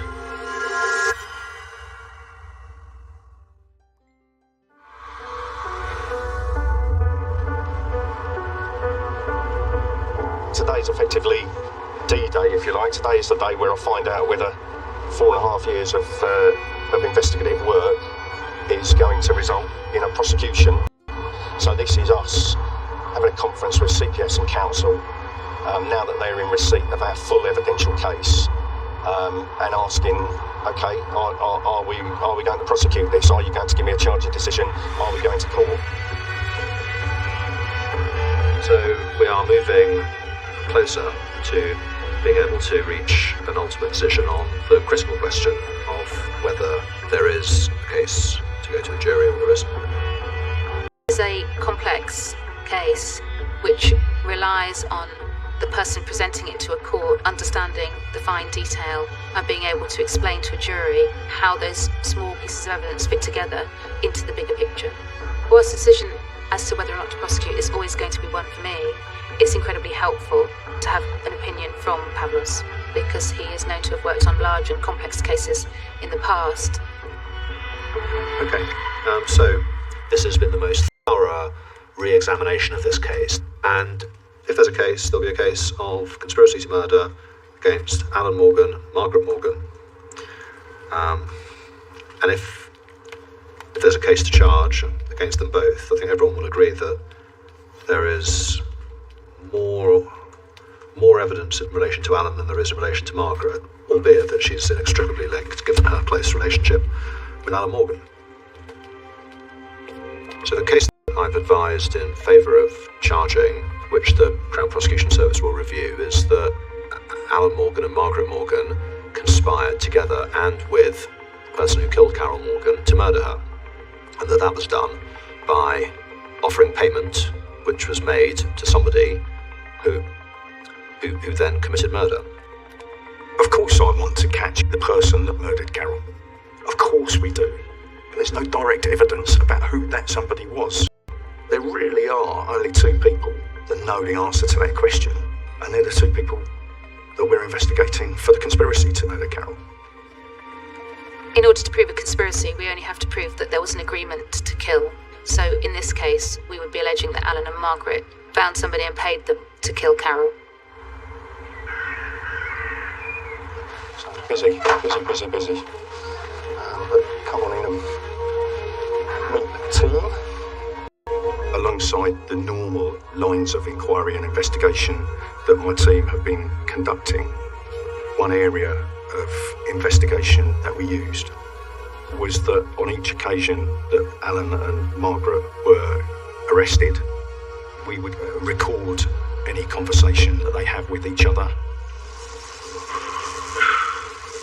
If I need to wait.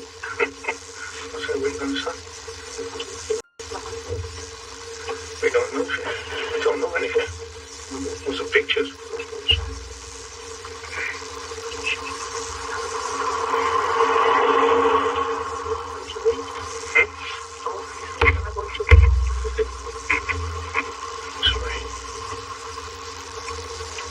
So the evidence contained no admissions of guilt, no conversation that lends itself to what actually happened, on the night or who was actually responsible, but their behaviour, their comments to each other, the general demeanour and discussion they have is absolutely of assistance to our case.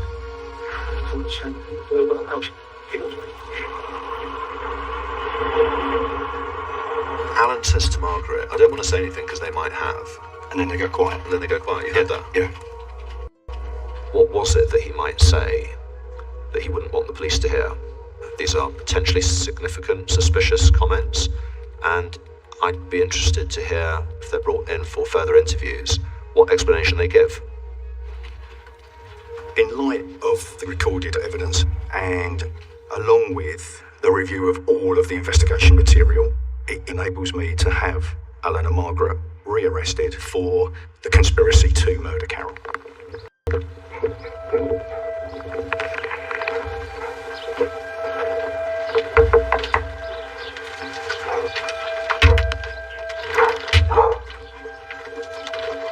Morning. Margaret. Yeah. Oh, Winnie, you're right. Is Alan here as well? Oh, yeah, hello. Can you come in, please? Yeah. Thank you. Is he up? No. Oh, okay. Just gonna come up. It's the police. Alan, right, I need you to listen to me, okay? Following your previous arrests and release, okay, a number of inquiries have been conducted over a period of time. As a result of those inquiries, I'm now arresting you on suspicion of conspiracy to murder Carol Patricia Morgan on or before the Thursday, the 13th of August, 1981. So I'm arresting you on suspicion of conspiracy to murder, okay? And that is the murder of Carol Patricia Morgan on or before the Thursday, the 13th of August, 1981. Right. Okay? So the plan today is that yourself and your wife are going to come with us. We're going to go to Bedfordshire Police Headquarters, where you're going to be interviewed throughout the day. Okay? And then decisions will be made thereafter. So I need you to get yourself dressed and ready to go, please.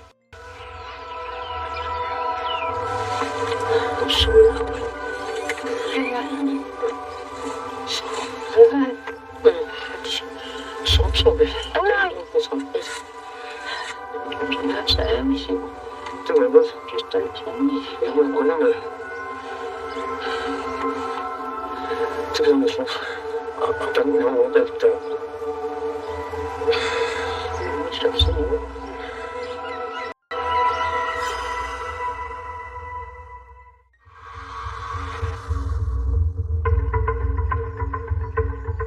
Right.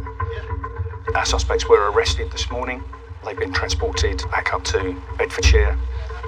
So we're awaiting their arrival. I just need to check in with the team, see what's happened, what I need to be aware of, and make sure that everything's running as it should be. This will be the final stage of our investigation. And the fact that our lawyer, Charles Saunders, from the Crown Prosecution Service is present here with us is very encouraging. On the basis of the material I have already and the review of all the material that has been undertaken, I'm almost in a position where I can make a charging decision. The police have now gathered this evidence from the recordings, and it's really important that I understand Alan and Margaret's view and explanation of that recording before I make a charging decision. So this is a conversation between you and Alan on the 27th of November, so when you were first arrested. So it's difficult to hear, but you shush there and whisper something outside of the mouth. To win, probably.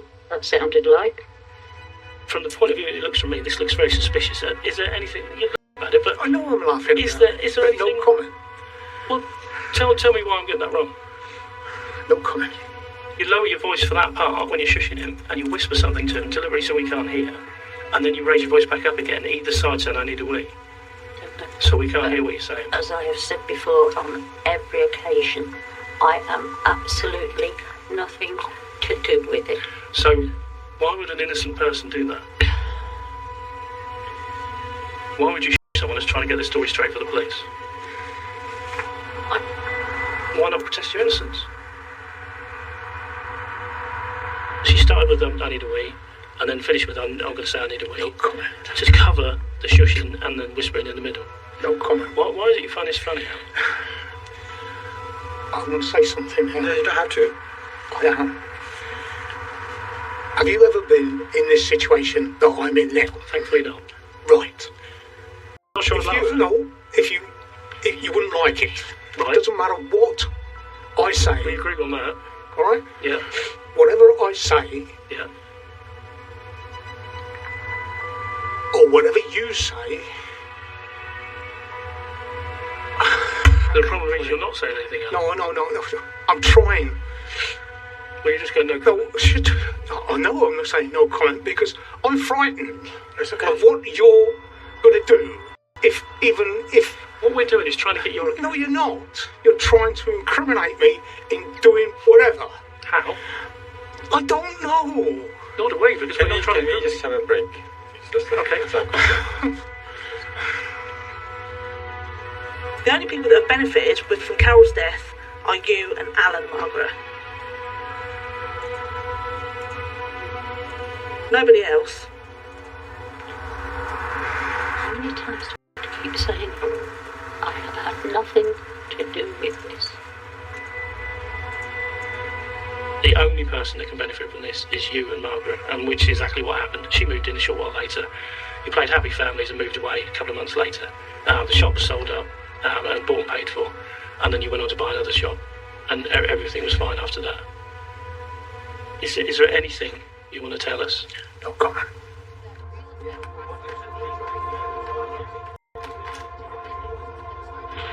She was probably advised to go no comment, but in true Margaret style, she couldn't do that. She reiterated several times that she wasn't involved, that he wasn't involved. She's not denying that what we're telling her is happening. Just can't explain. She just said, I don't remember the conversation, I don't know why I would do that. I said, do you agree that what we've read out is what's been played to you? And she's like, yeah, that's definitely me shushing. That's definitely in doing what you're saying. But I just don't remember the conversation. I don't know why I would do that. But we're totally innocent. That's all the way through. We're totally innocent. However, if I was a third person, I'd think the same as you. No, if you're innocent, you know you're innocent. Yeah, you protest your innocence. So you have nothing to hide. You're not worried about anybody recording you. So it's mainly no comment, and he did stay no comment this time because every time he went to talk and he didn't want to talk, the solicitor just tapped him on the side. Yeah, I mean, we probably suggested like the shushing. I don't want to say anything because you're clearly aware that it's been recorded. You've clearly got something to hide, and you're not telling us. You're clearly involved in some way with Carol's murder, but you're just not prepared to tell us about it. No comment. So I was like, well, that speaks for itself.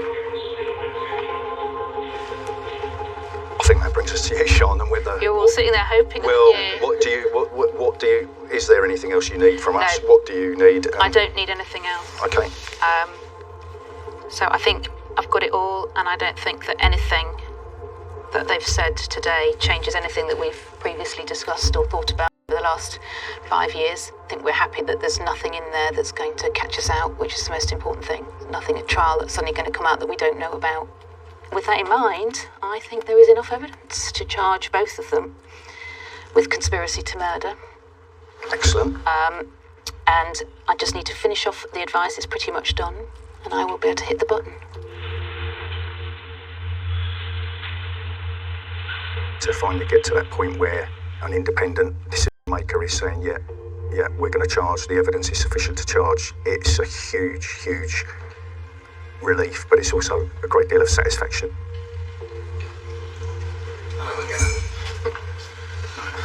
Okay, so CPS had come back with a charging decision to charge him with one offence.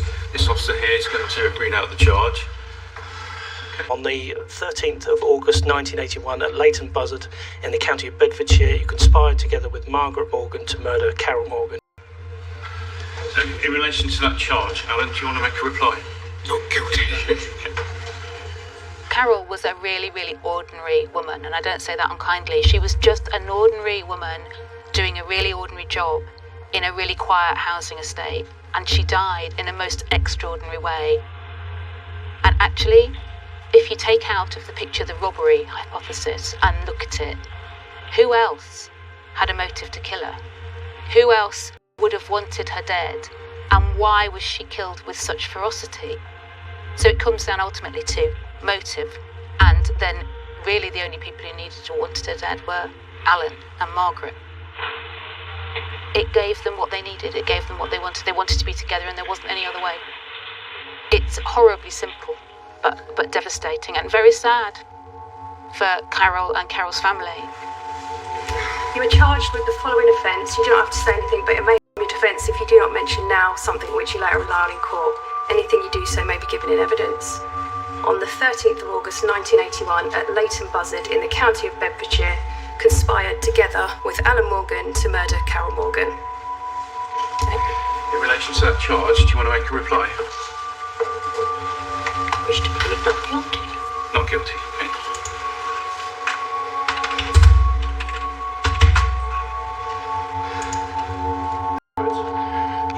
I did Alan and then she did, Kelly did Margaret. Not guilty? Yeah, they both said exactly the same. Both said not guilty straight away. Yeah. But just because we've charged them, they ain't going to suddenly roll over and say, oh yeah, all right, you're right, are they? So it's done. Good.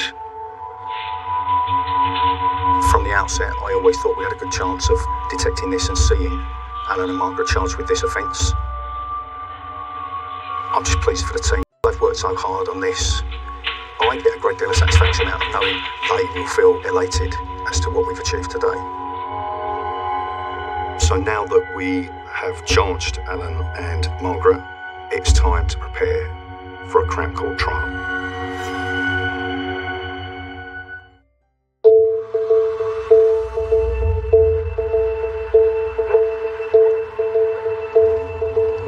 So today is our first day of trial at Luton Crown Court. Do I believe that Alan and Margaret are involved in Carol's murder? Absolutely. Absolutely, 100%. I think they're involved, have orchestrated it. But it doesn't matter what I think, does it? It's the jury that determine that. The trial many feared would never see the light of day finally got underway, almost 43 years after Carol Morgan was hacked to death and found on a shop floor in the town of Linslade.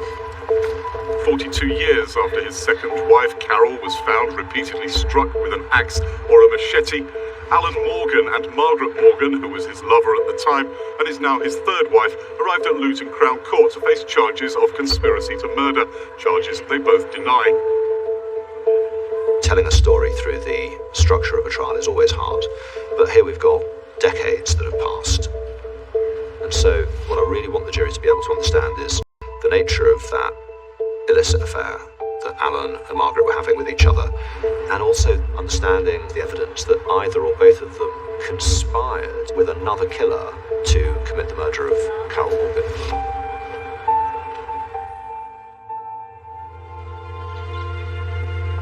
Jurors in the trial of a couple accused of conspiracy to murder have retired to consider their verdict. The couple, who are in their 70s, have been on trial at Luton Crown Court for the past 8 weeks. The jury are in their room, deliberating. We have no idea. The whole process is sacrosanct, locked down. Only they know what they're talking about. It could still go one of two ways. The worst possible outcome, I think, for everyone would be a hung jury, because I'm fairly confident we would go again if that panned out. And that brings a whole rehash of all the stresses and trials and tribulations we and the witnesses have been through. All the evidence suggests that we've got the right people. So I think if it becomes back as not guilty, that'll be the end of it. There won't be any. It will remain open, but there's no evidence to suggest any other routes or lines of inquiry.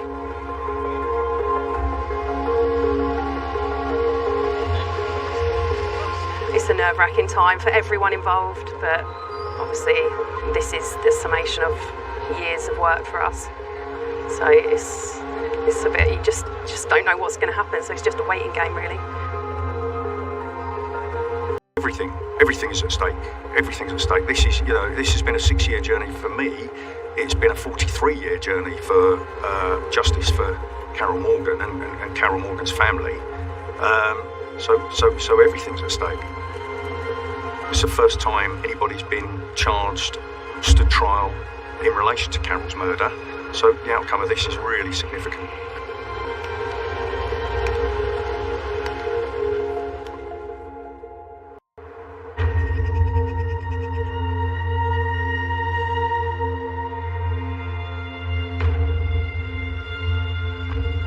after a 6-year investigation and a 43-year journey for justice for Carol Morgan, we finally got our verdict.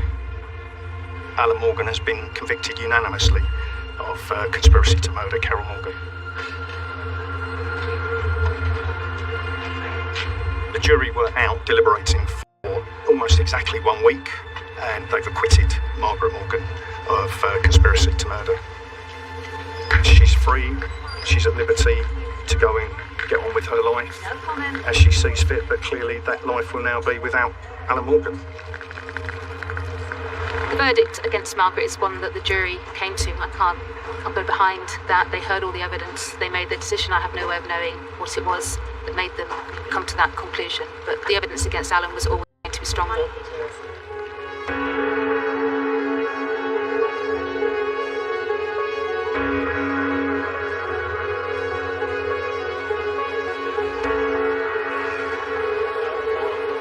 Alan Morgan, you fall to be sentenced for conspiracy to murder your wife, Carol Morgan, who was savagely killed on the 13th of August 1981. Only one person knows the identity of the murderer, and that is you, Mr. Morgan. That is the secret which you have harboured for the last 40 years. The law has now caught up with you, and you must pay due punishment for your part in this crime. There's only one truly wicked person who's been in this court, and that is you, Alan Morgan. For conspiracy to murder, I sentence you to imprisonment for life. Taking into account the aggravating and mitigating factors to which I have referred, the minimum term to be served shall be 22 years. You may be taken down.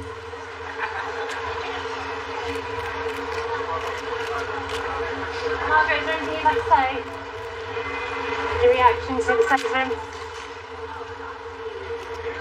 I'm really pleased with the sentencing. We couldn't have asked for more. I was somewhat surprised. I was concerned that the minimum term was going to be a lot less than 22 years. I think it sends out a fantastic message. The sentence is a just one, in accordance with the law as it was at the time. Whilst it's going to be difficult for Alan to spend 22 years or the rest of his life in prison, it's only fair that he has to be punished for what he did to Carol.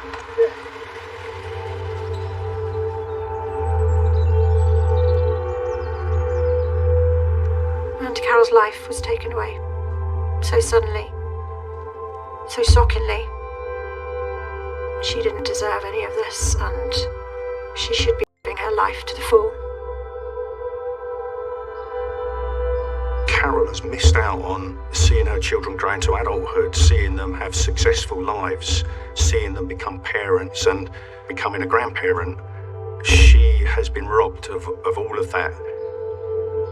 I'm obviously pleased with the conviction of Alan. However, our efforts to bring anybody else who has played a part in this conspiracy to justice will continue, because I think we owe Carol that.